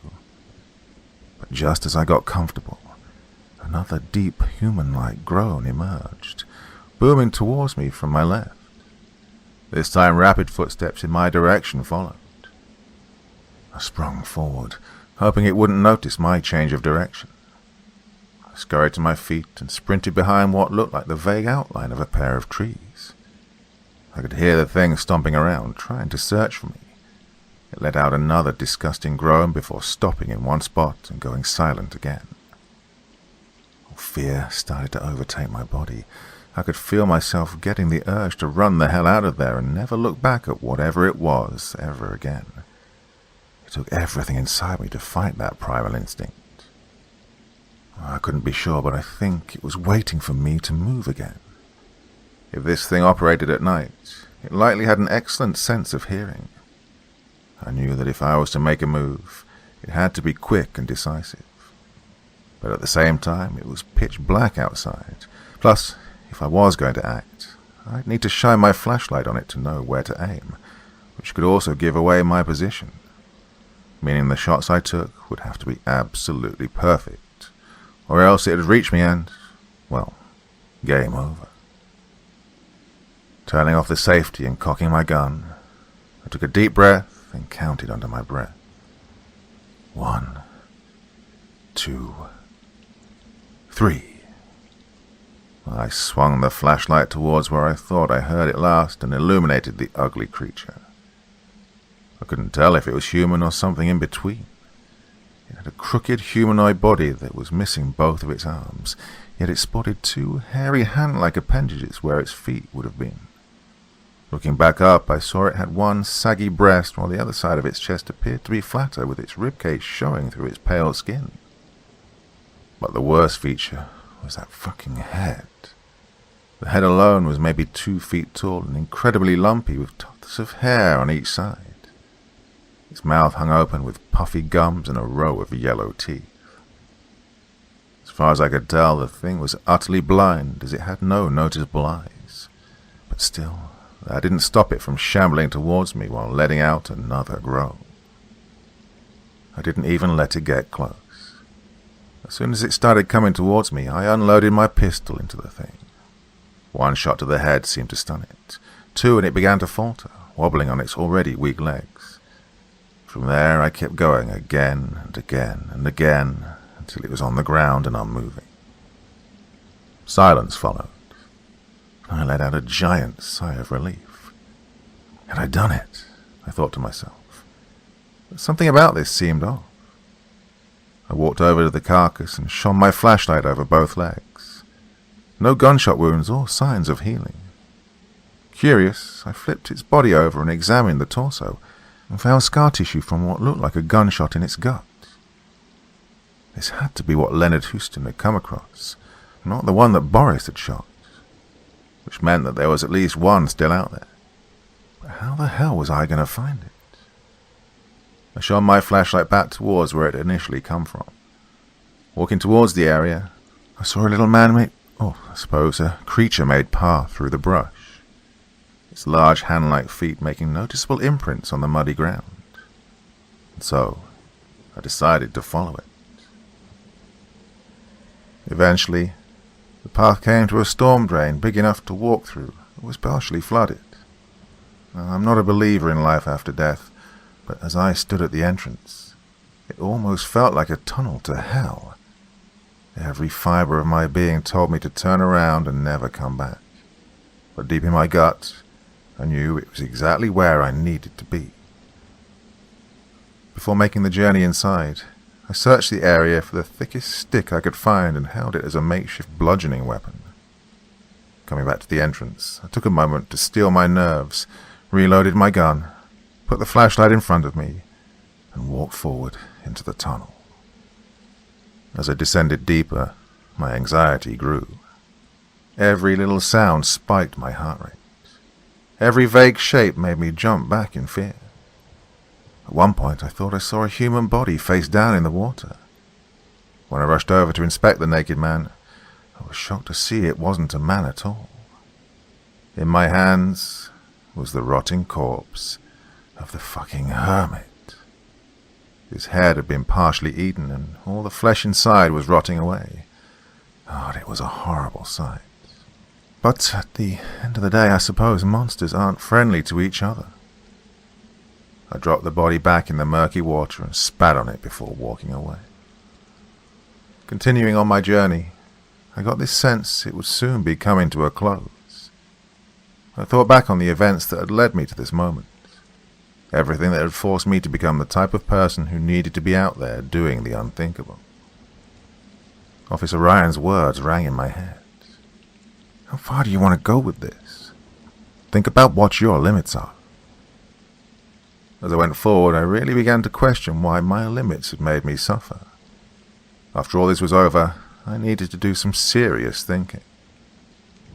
A familiar groan cut my inner dialogue.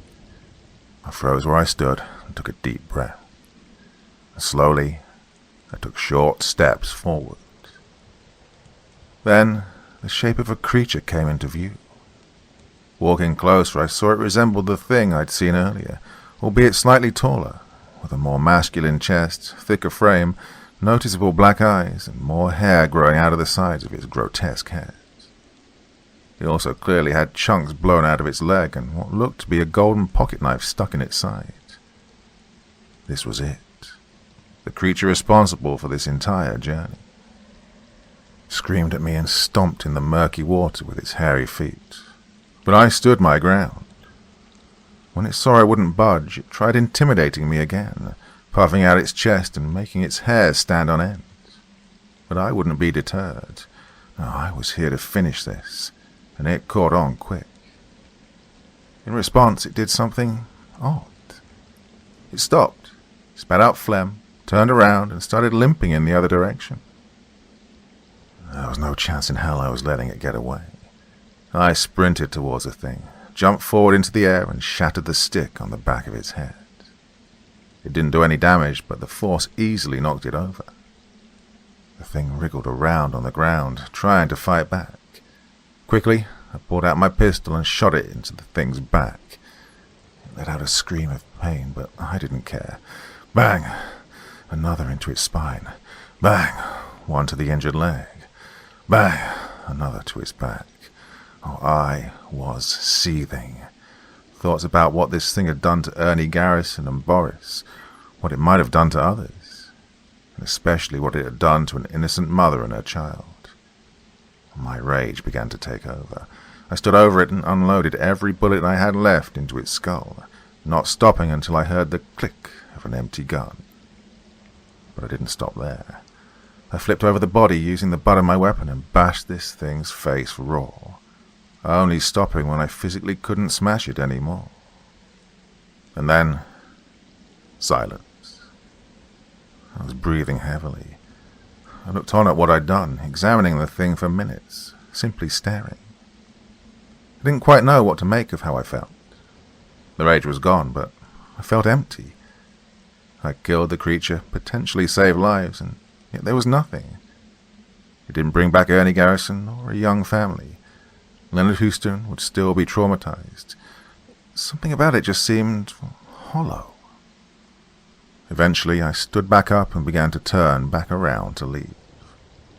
But another sound emanated from deeper in the tunnel. Shit, I said to myself. Please don't tell me there's another one. Picked up the remainder of my stick and flashed my light forwards.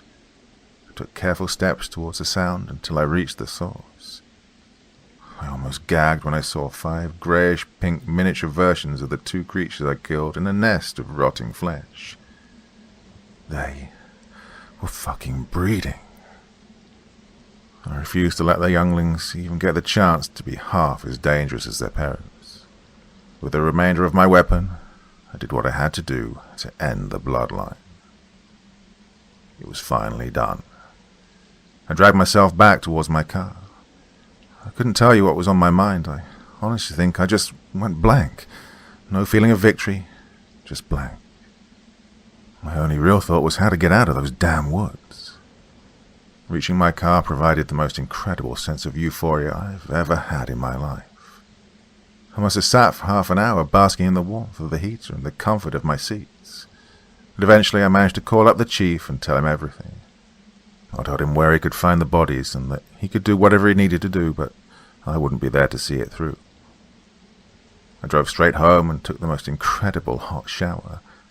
20 minutes later, I changed into some clean clothes and walked to the one place I knew I needed to be, the local bar. The bartender gave me a look of sympathy as I sat down and ordered a shot of whiskey and a cider. I'm sure she'd seen a lot of characters come through in her time and could probably pick out the ones that were hurting from a mile away. When she gave me an extra shot of whiskey on the house, it only reaffirmed that she knew I was going through a rough time. Well, that night I wanted to do my best to forget everything. 2 shots in and I was well on my way. But as I was about to let drunkenness take over, I heard a familiar voice pierce the veil of drifting thought. "Smith, what are you doing here?" I looked over and saw a familiar face staring at me with a wide smile. Detective Joss. Her face was red and I could see she was already a few drinks in.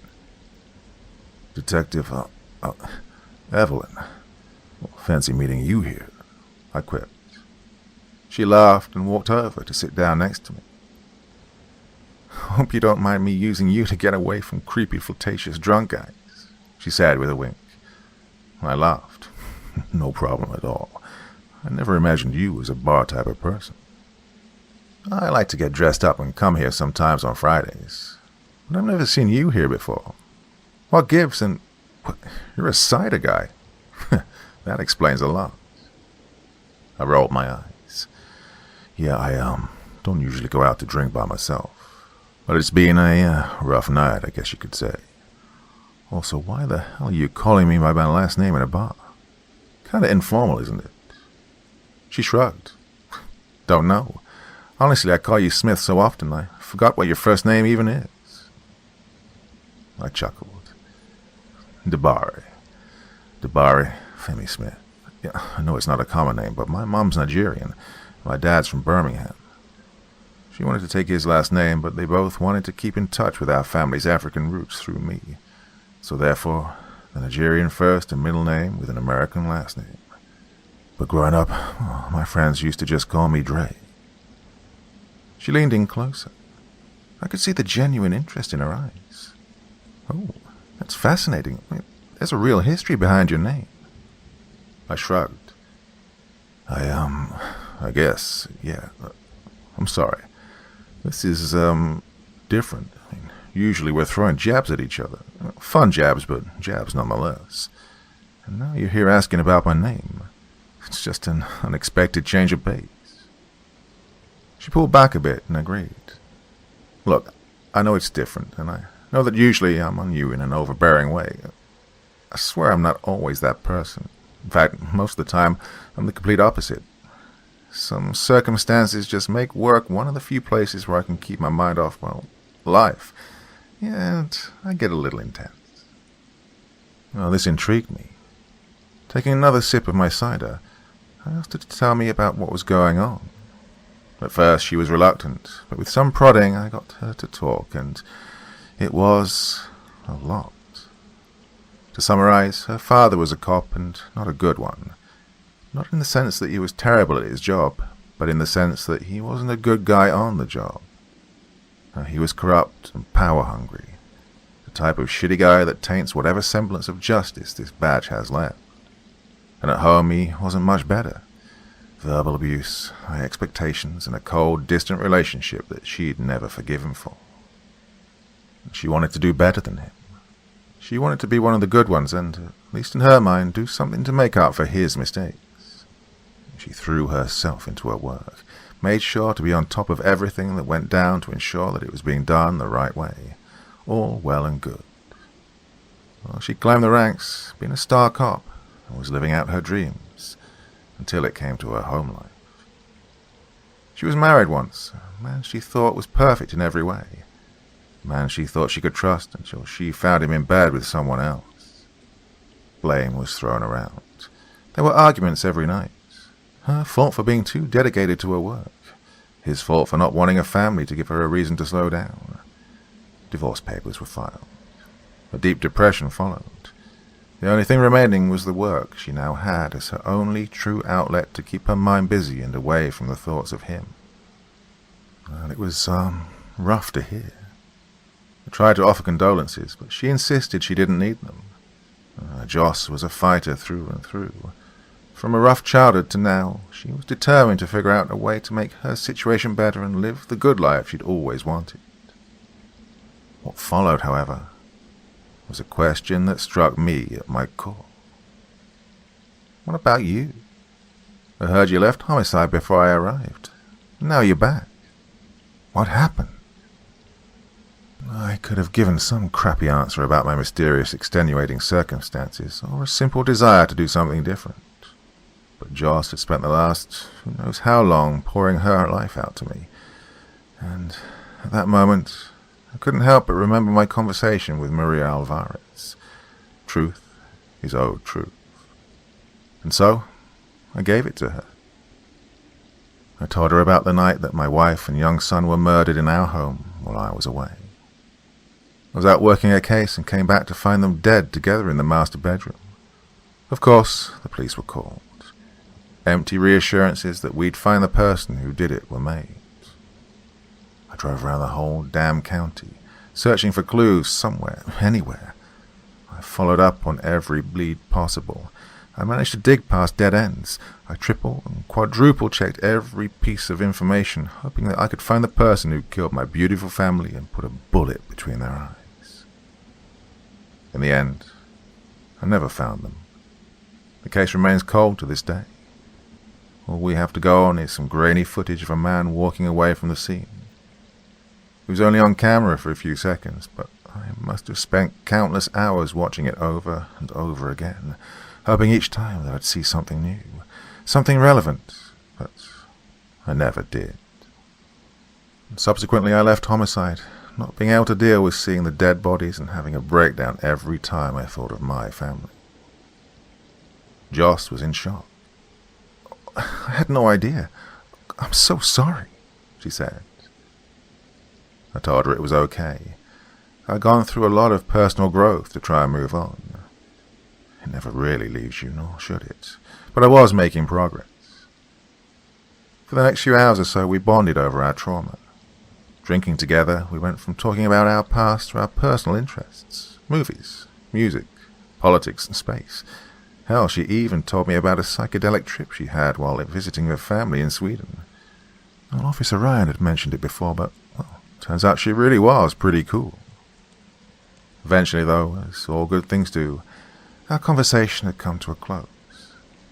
I was exhausted and the alcohol was telling me I needed to sleep. But before I went, she mentioned that her family owned a cabin a few hours away. She was initially going to go with some friends, but there was a change of plans and then asked if I wanted to go instead. I told her I'd love to. From there I walked out into the frigid air. On the way home I had nothing but time to reflect on everything. And with a smile on my face, I finally let my mind wander. As always, stay safe, everyone.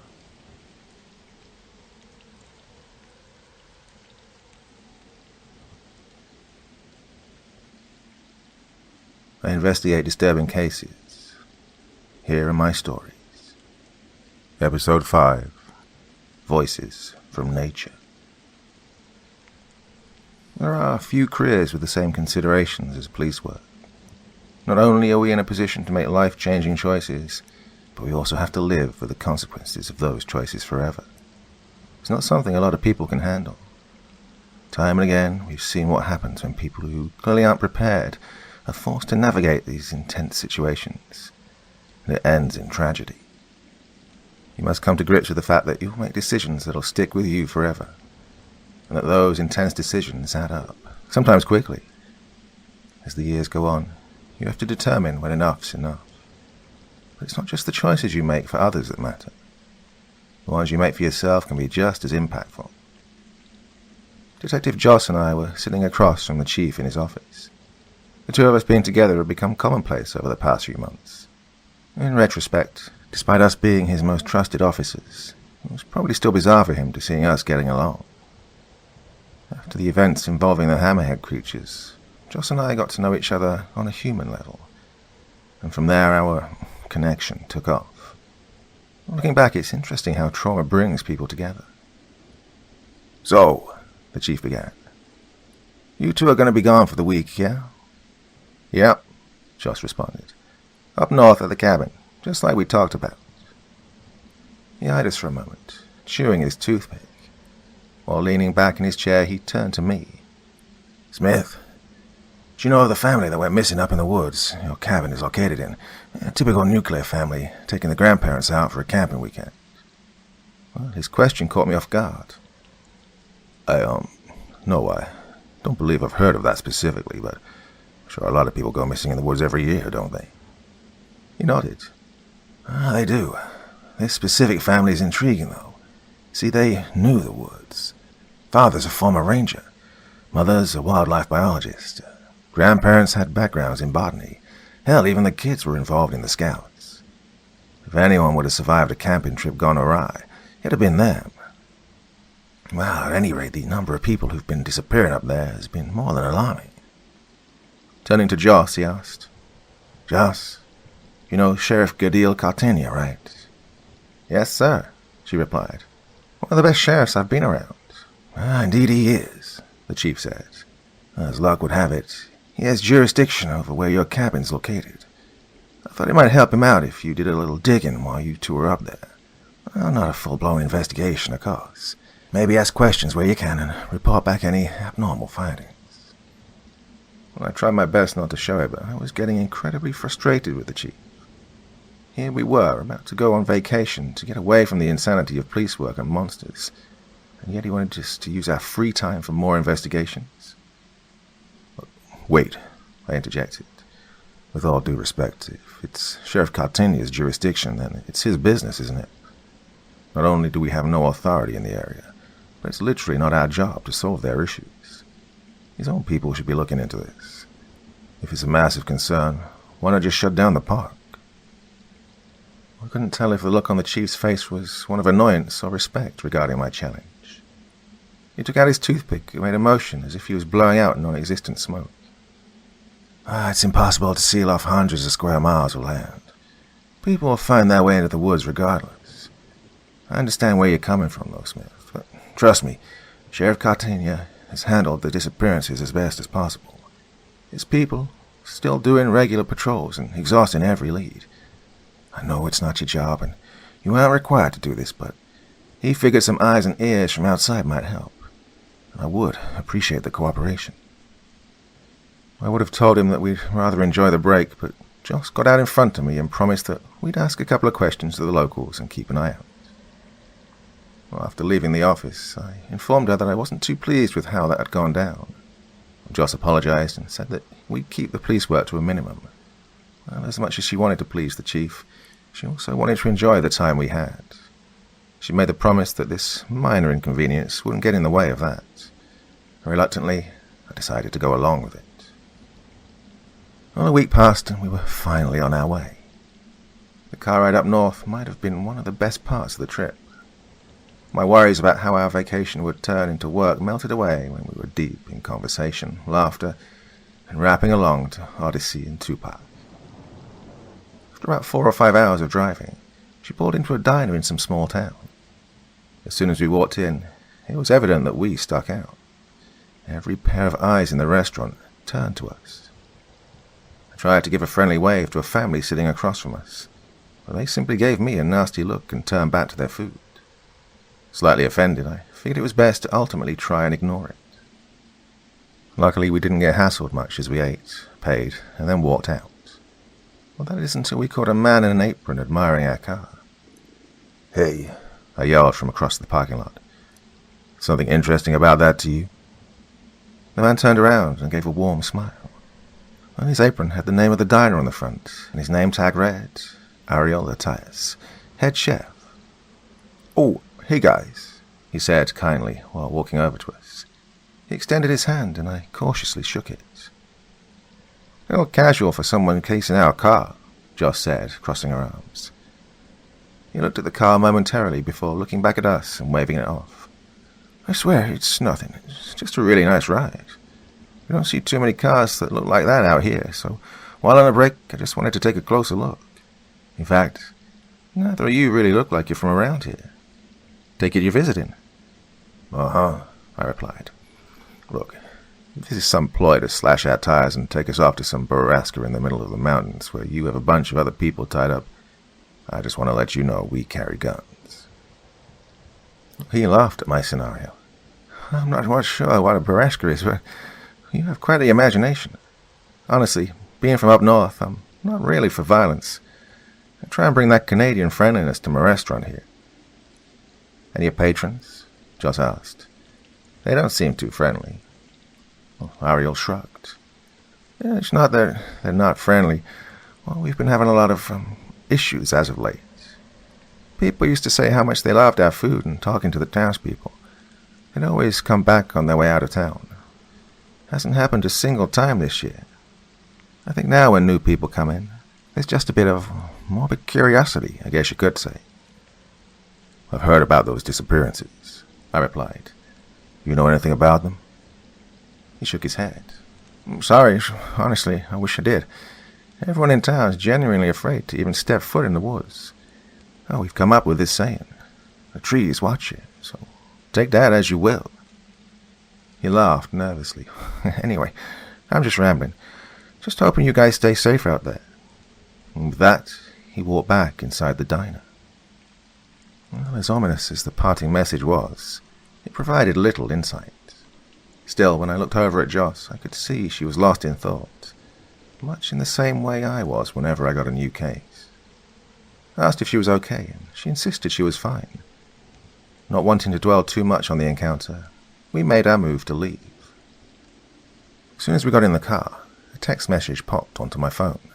One from the chief, and it read, Talked to Sheriff Cartenia today. The family of a backpacker reported she never returned home. The kid was only 18. We need to figure this out. Well, my loud groan made my feelings apparent. Well, of course I wanted to help, but it felt as though the very atmosphere was shifting with every mile we drove, placing us deeper and deeper into a situation we didn't go there to deal with. What was supposed to be a fun getaway was quickly becoming something much more sinister. Picking up on the changing mood, Joss made a hard right at the next intersection out of nowhere. According to my directions, we weren't heading the right way now. When I tried to bring this up, Joss shushed me and commented that she didn't want to ruin the surprise. 30 minutes later, we pulled up to a medium-sized house at the edge of the woods, and Joss was telling me to get out. The unkempt plants growing in and around the structure exacerbated an already rustic look. Confused, I asked what exactly we were doing there as I stepped outside.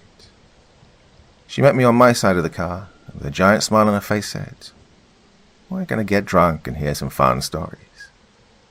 Here? I asked. Am I missing something? Are we supposed to go to the cabin? Joss laughed as she walked up to the door and knocked. Trust me, this guy is a close family friend. I've visited him every time I came up here since I was a kid. Still puzzled, I looked at her with a raised eyebrow and crossed arms.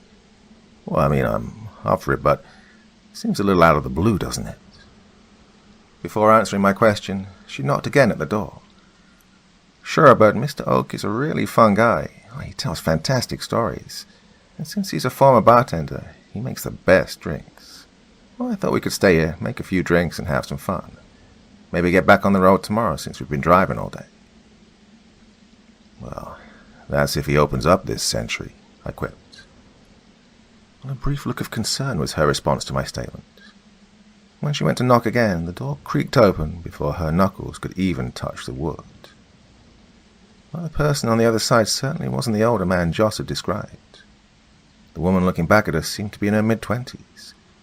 Her hair was pulled back into a ponytail, and she had the eyes of someone that hadn't slept in a meaningful amount of time. Immediately, Joss went into cop mode and reached for a gun that wasn't there before hitting the woman with a barrage of questions. Most notably, Who are you and why are you in Mr. Oak's home? Completely unfazed by the confrontation, the young woman yawned and nonchalantly replied, I'm Amelia. Granddad hasn't been here since the beginning of the year. I'm just keeping an eye on the place.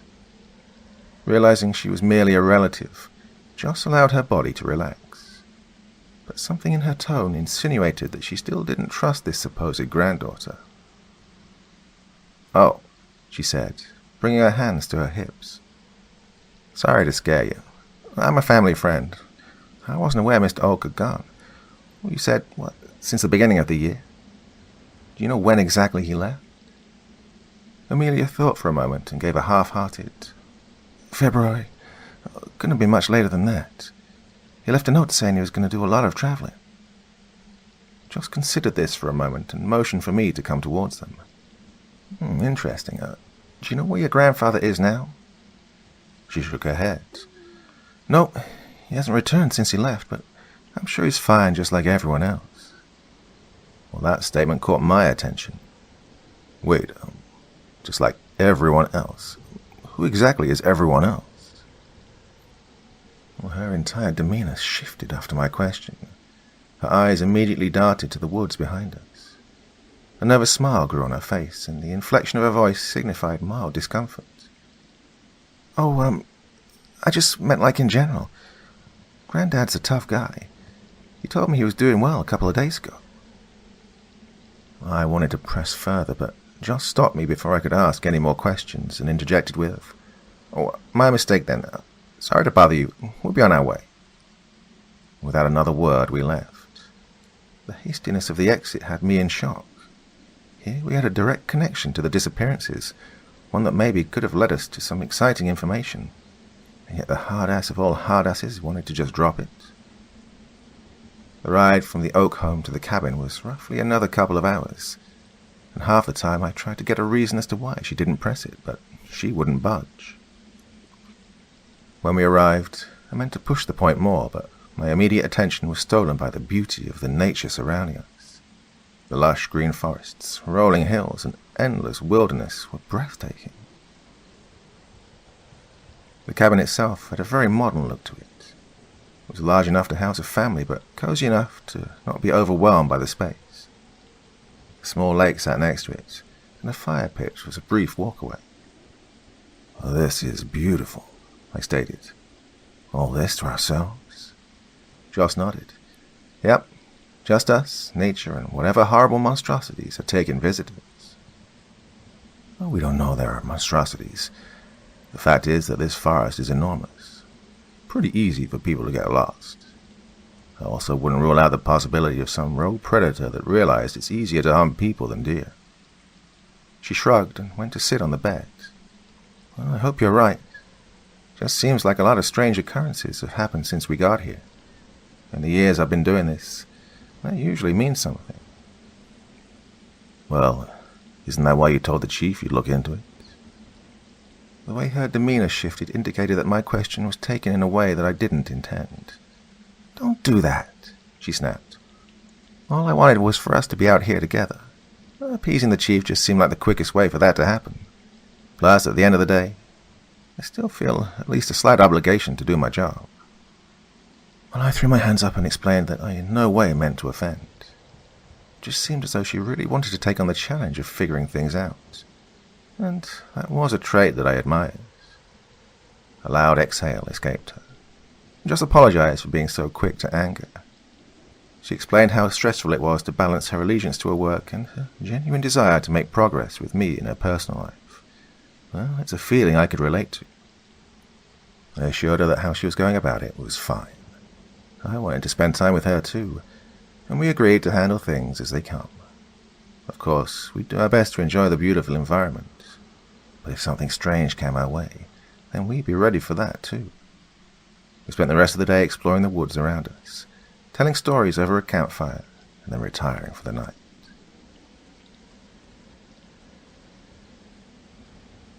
Laying together in bed, we had plans to explore and hike up to a spot that overlooks miles of forest.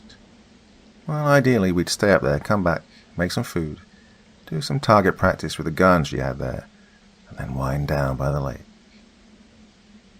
Everything seemed set up for a fantastic day, and the following morning at first, it was all trending in that direction. We made breakfast, packed our supplies, and headed out. The trail was, admittedly, a little rougher than I'd anticipated. Still, Joss, who's an avid runner and general health nut, was kind enough to go closer to half speed to let me catch up. Once we'd made it to the top, I couldn't believe my eyes. The view was unlike anything I was used to seeing. The mighty army of vibrant green trees extended infinitely into the horizon. The massive hills staring back at us held the promise of undiscovered ecosystems waiting to be explored.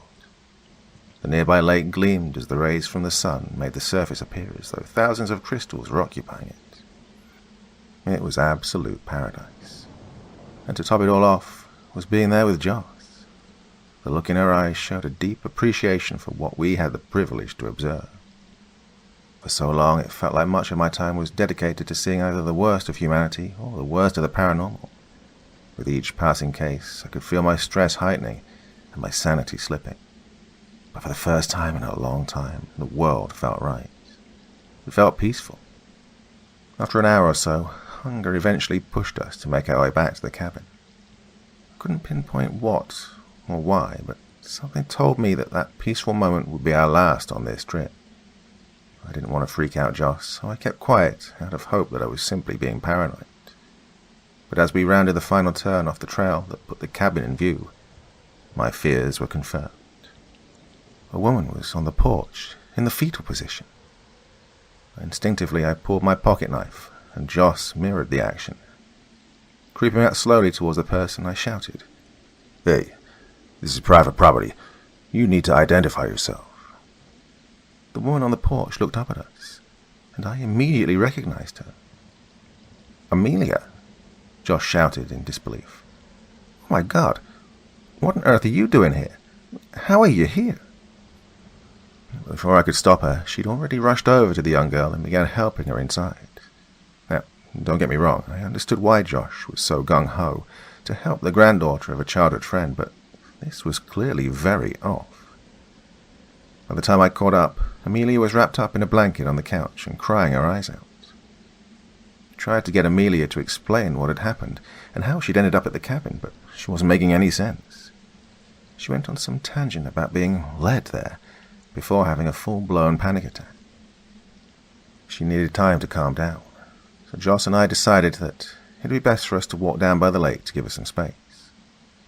Once we were out of earshot, I looked Joss dead in the eye and said, "Tell me you don't think this is odd." Well, she took offense to my statement. "Of course I think this is odd. You think I think this is normal?" "No, it's just, I don't know that we should have been so quick to take her in. You and I have seen enough to understand that this is right on the edge of no plan." "Dre, I get it. I don't even understand how she could have possibly made it out here. Forget not knowing how to get here. I didn't see another car. Walking the road to get here is a rough day for anybody. But, well, Mr. Oak is like family to me. If there's a chance his daughter's in trouble, I need to be there for her, even if it's under weird circumstances." Well, no part of me liked the answer, and frankly, if it were up to me, I don't know that I would have let her stay around. But at the end of the day, it wasn't my call to make. This was her cabin, and I needed to respect and trust Joss. Without any argument, I simply replied, "Okay." Soon after, we made our way back inside and found Amelia had calmed down a bit. I made us all some coffee and asked her if she'd be comfortable speaking about what had happened. She gave a reluctant nod and wiped away the remaining tears. She attempted to look Joss in the eyes before speaking, but ultimately turned her gaze downward and began crying again and shouted, "I'm so sorry, I lied. Oh my God, I lied." Confused, Joss bent down and put a hand on the young girl. "You lied? About what? What do you mean?" "Granddaddy, he never went on a trip. He's gone." "What?" Joss half shouted while popping up. "Where and when did he go missing?" "Earlier in the year, he went into the woods and he never came back." "Did you report this to the police?" I interjected. "Of course we did," Amelia shot back. "But they'll never find him. They could search every inch of that forest and it won't matter." My brain immediately flipped back to being a detective, and my questioning became a little more intense. "How could you know for a fact that they'll never find him?" For the slightest moment, she gave me an odd look. The contortion of her brows seemed to signal disbelief, as if she expected me to know the answer to her question. "Because they don't know what to look for. It's not—" She sighed. "He's different now." "Amelia," Joss began. What do you mean by different? And do you know if your grandfather's okay? Tears began to well up in her eyes again, but oddly enough, there was a smile too. I know for a fact that Granddad is fantastic. He's living well and better than ever. Joss and I shared a look of confusion at this statement. Literally none of this fit. In our brief moment of interaction, Joss must have been able to read my mind because she asked a question that was also at the forefront of my brain. Amelia, how did you know how to find us here? A moment of silence followed. Amelia seemed to be contemplating how to tell us. Still, without her saying a word, I knew the answer would be an incredibly uncomfortable one. When she finally found the word, she simply turned to look out a window and stated, "Granddad told me." She gave us a quick glance before looking back out the window and continuing. "I can hear his voice from all around. He said a lot of things, and they scare me. You both needed to know." I didn't know what to make of what she was saying. As much as I wanted to dismiss that she was just getting mental messages from her potentially dead grandfather, I'd seen too much to rule anything out. On the flip side, it also wouldn't be the first time someone had, in reality, done something awful and then played it off with talks of voices in their head. But at the end of the day, I needed to approach the situation rationally. I couldn't believe it was supernatural until I saw the supernatural. I suggested that she let us drive her into town. Ideally, we'd get her checked into a hospital, and maybe she could give the local police any information garnered from the voice of her grandfather. Joss shut down the idea and instead insisted that Amelia stay. She was adamant about monitoring her, at least for the night. Joss later confessed that getting rid of Amelia without calming her down under supervision would be like abandoning her. She wouldn't do that to the family of a close friend. It was a rationale I didn't necessarily agree with, but one that I respected. We went about setting up the guest room for Amelia and spent the rest of the day fishing and taking shifts watching over her. For most of the day, Amelia sat silently in her room. She'd be on her bed and stare out of the window, seemingly in deep thought. I'd try and talk with her, but most I could ever get out was a brief glance in my direction. Eventually the time came for me to go to bed. I walked to the kitchen to brush my teeth and caught Amelia sitting at the table drinking some tea. By this point I didn't expect any sort of acknowledgement of my presence, but to my surprise she gave me a very warm, "Hey, Dre." Well, a little caught off guard, I greeted her back, but ultimately thought nothing of it. That is, until she got up and started to walk out. Just before reaching her room, she stopped, turned around and stared at me. An unnervingly wide smile plastered on her face. "You've seen terrible things, haven't you? Tragic." And with that, she simply went into her room.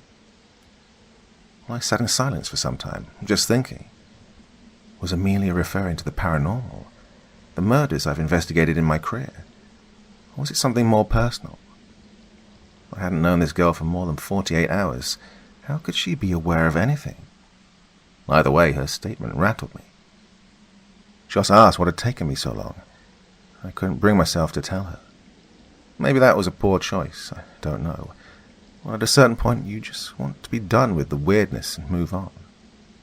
I told Joss that I'd been thinking, and when she pressed me for details, I promised I'd tell her in the morning. And luckily, she accepted that answer. Joss drifted off fast in my arms. But despite her being right there with me, I felt alone. Amelia's words unearthing a river of memories that I'd floated down. Reflections on my life, my mistakes, and the choices I've yet to make lulled me into a largely dreamless sleep. A ritual that I'd grown accustomed to. Oddly enough, the only mental image I can recall was that of the Watcher saying we'd all be safer with them. Well, I don't know how much I slept, but it was clearly very early in the morning when I woke up. The sun had just begun to rise, and Joss had the blanket pulled over her face on the other side of the bed. I sat with my eyes open for a moment, when the realization hit me that I wasn't going to be able to fall back asleep. So with a quiet groan, I pulled myself out of bed, put on some clothes, and walked over to the kitchen to grab some water and brush my teeth. When I arrived, the first thing I noticed was that 9mm ammo had been left on the table. Confused, I walked over to Amelia's room and found that she'd left. The space was clean, and nothing indicated that she'd left in a hurry. At first I figured that she'd likely gone into the woods to shoot. Perhaps Joss told her where to find the gun while watching over. When I went outside to try and find Amelia, I immediately noticed more bullets had been dropped, and they led to a nearby trail.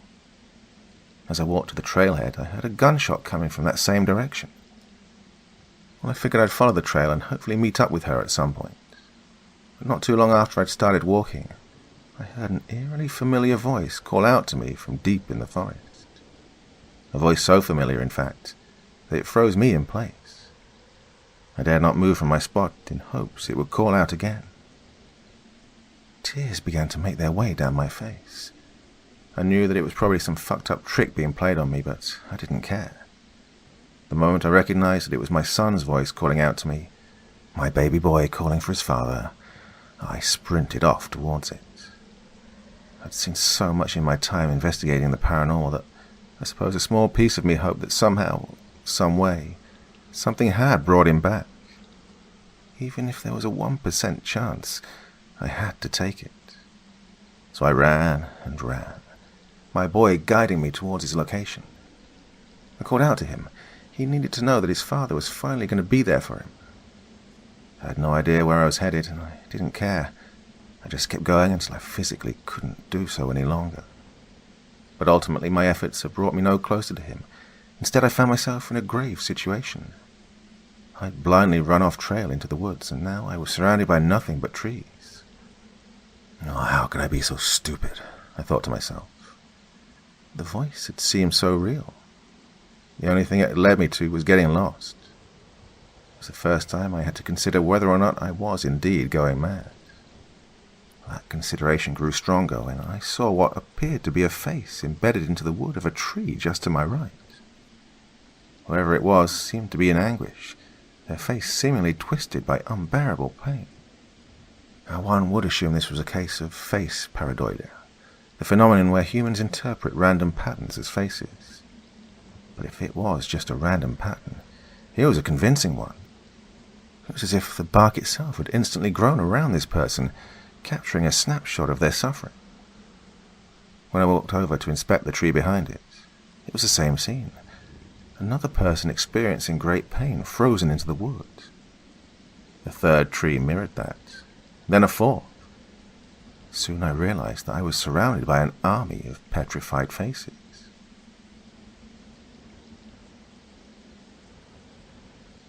Before I could even process what could have possibly caused this messed up exhibition, my son's voice broke through the confusion.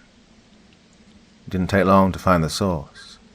A tree that appeared younger and thinner than the rest, slightly further out from the others.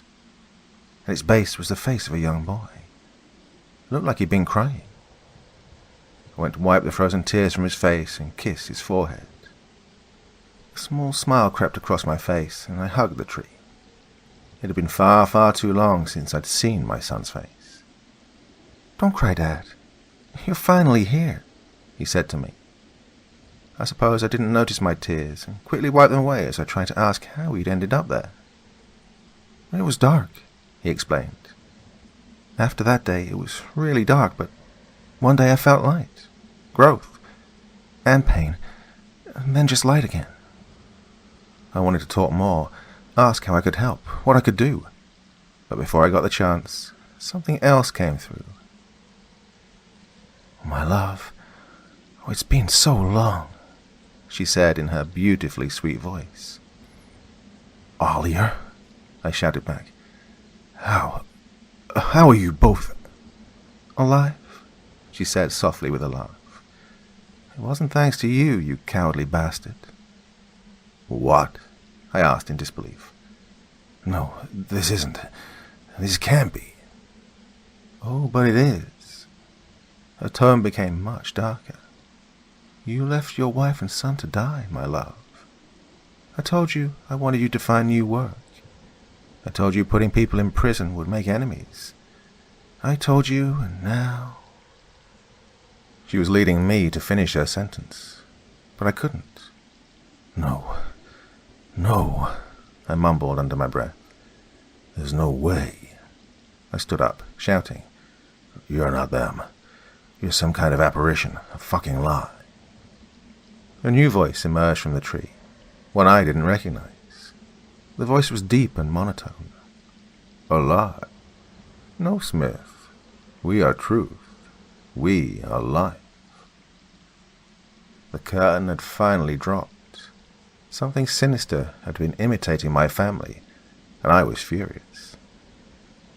What kind of life could you possibly be? Look around. All I see is a sick imitation of death. It laughed an unimpressed laugh. We grow. Our cells divide. We turn sunlight into energy. You call that death? We've brought life back from the husks of the dead. Our roots and mycelial networks are far-reaching from here to your home and far beyond. We connect everything. We absorb everything. And we see everything. His voice quickly shifted to that of a young girl. Remember me, Detective Smith? Who are you? Figures. I'm the little girl you let die because you were too overconfident to call backup, or stay to fight even if it cost you your life. You wanted all the glory for yourself, but you couldn't handle the fire when it got too hot, huh? Coward. Faye, Mizuki had come back from the grave. The greatest failure of my career was literally staring back at me, and I was speechless. Oh, the voice switched up again, and this time the entity's choice shocked me, and I blurted out her name as soon as it introduced itself. Amelia? That's right. You know there's a better path, Smith. One where you can make up for all the terrible things you've seen and done. Grandad had been speaking to me about joining this and becoming something more extraordinary. I was scary at first, thinking about leaving behind my old life. But we're so much happier now. That's how we found you, you know. He was here the whole time, all around. I staggered back from this horrible scene. Amelia, oh my God, I'm so sorry. Why be sorry? This is life. We'll outlast everyone else for centuries and then grow anew. I can tell you're scared, though. Well, don't worry. The others that came through were scared too. But I can promise you, they're so much happier now. Wait, others that came through? Here? I asked. You don't mean the missing people, do you? Jeez, that's where they've gone. You lured them in and then showed them happiness, the monotone voice finished. No one could possibly know a better paradise. That's why they're all suffering like hell, huh? I spat back. My God, look at the faces. There was no waver in its voice. Growth is pain. As it said this, I felt something slice at my leg. Happiness requires growth. Therefore, you must experience pain to be happy. As much as I wanted to trade jabs with this thing, I could feel my legs starting to go numb and my eyes growing heavy. My following few words were a jumbled mess, but I was conscious enough to understand my danger level. I attempted to turn in the other direction, but my foot caught a stray root, and I crashed onto the forest floor. The trees seemed more extensive now. Their roots moved quickly towards me, and wooden tentacles wrapped around my leg. I shouted for them to get away, but to no avail. Multiple voices from all directions surrounded me, many I didn't recognize. You'll be happy here. We survive better together, said one. Why fight to be apart? This is your fate anyway, another chimed in. The pressure building around my leg was growing, and with all my might, I couldn't detach from the organism. The last things I saw before my vision went dark were more mycelial tendrils and roots that had sprung up around me. Oh, my final thought was the slight comfort in knowing that, at the very least, I'd be with my family again. Silence followed. No thoughts, no feeling. It was as if I was disconnected from the world. And in that moment of nothing, I felt as though I could finally let go. Suddenly, light flooded back into my world. A dry heave followed, and so did waves of pain. Joss was looking down at me. We were still outside, but in a different spot than we'd been in before. Before I could say anything, she pulled me into a tight hug. Beside her laid an axe covered in plant matter. I could only manage to eke out a weak, "What happened?" Well, supposedly Joss noticed Amelia and me missing after she woke up. The ammo left on the table gave her reason for concern, especially given previous reports of missing people, so she grabbed an axe and set out to find us. The extra bullets left at the head of the northern trail tipped her off as to our direction. As she searched, she also heard a voice that guided her to where she needed to be, that of her father. The difference between us being that Joss wasn't as entranced by the call. When she finally found me, nearly my entire body was wrapped in the green and white tendrils. They squirmed and grew as they entered my body through various cuts.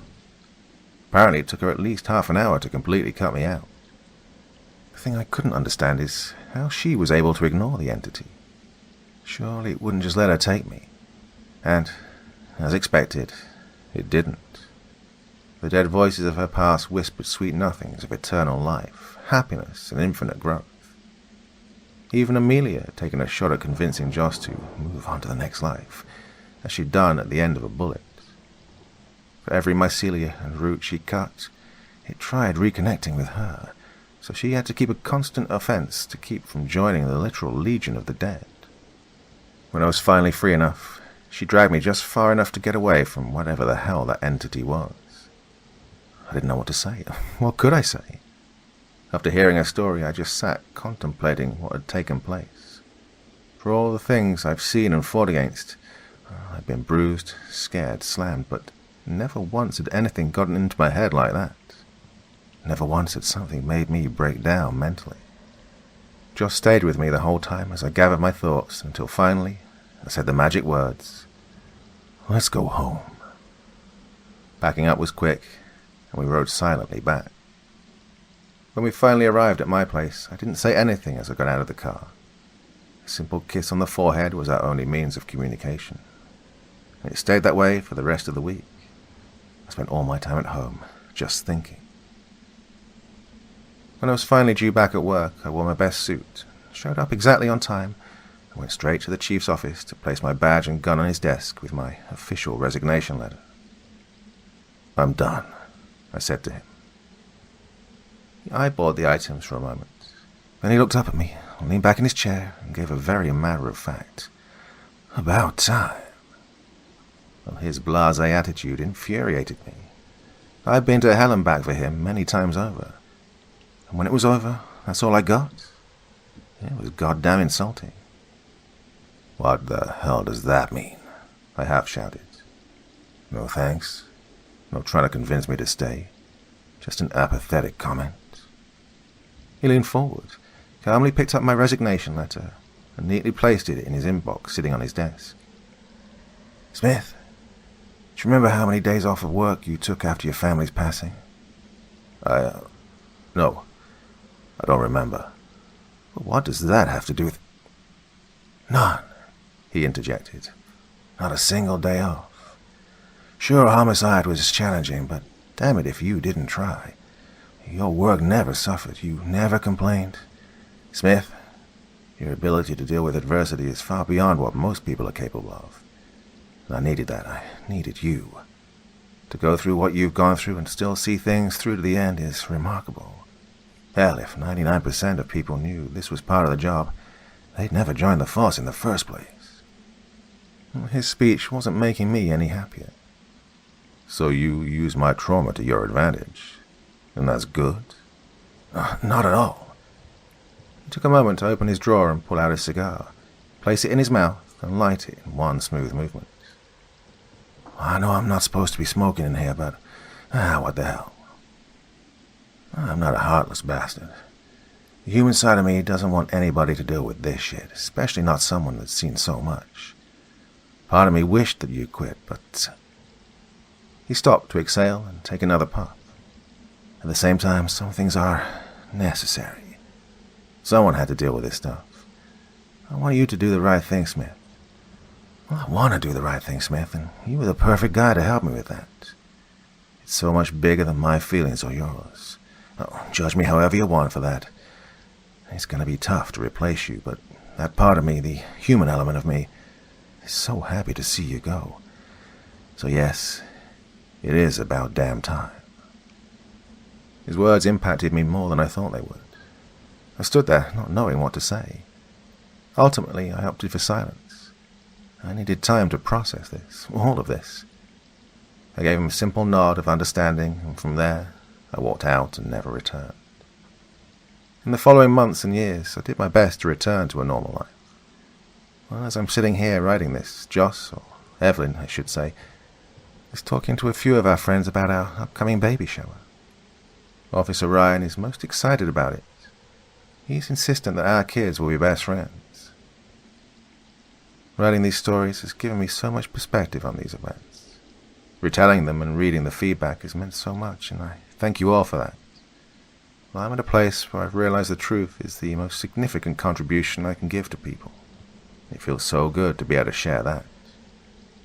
As for the monsters, none have made any surprise appearances. Well, unsurprisingly, life has been much better without them. Granted, Evelyn came home from work the other day talking about how some birthday party ended up with multiple people dead. Supposedly a neighbor mentioned something about a clown, but didn't want to speak further on it. When she told me, I could feel the hairs on the back of my neck stand up, and that old urge began to come back. Part of me feels it couldn't hurt to do some research, talk to some people, just to make sure everyone's doing okay. But another part of me says to enjoy the quiet life. It's an internal debate I've had many times.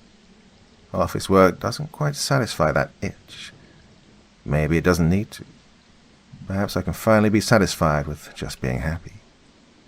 I guess I'll have to see what the future holds. I'm really excited about it. And as always, stay safe, everyone.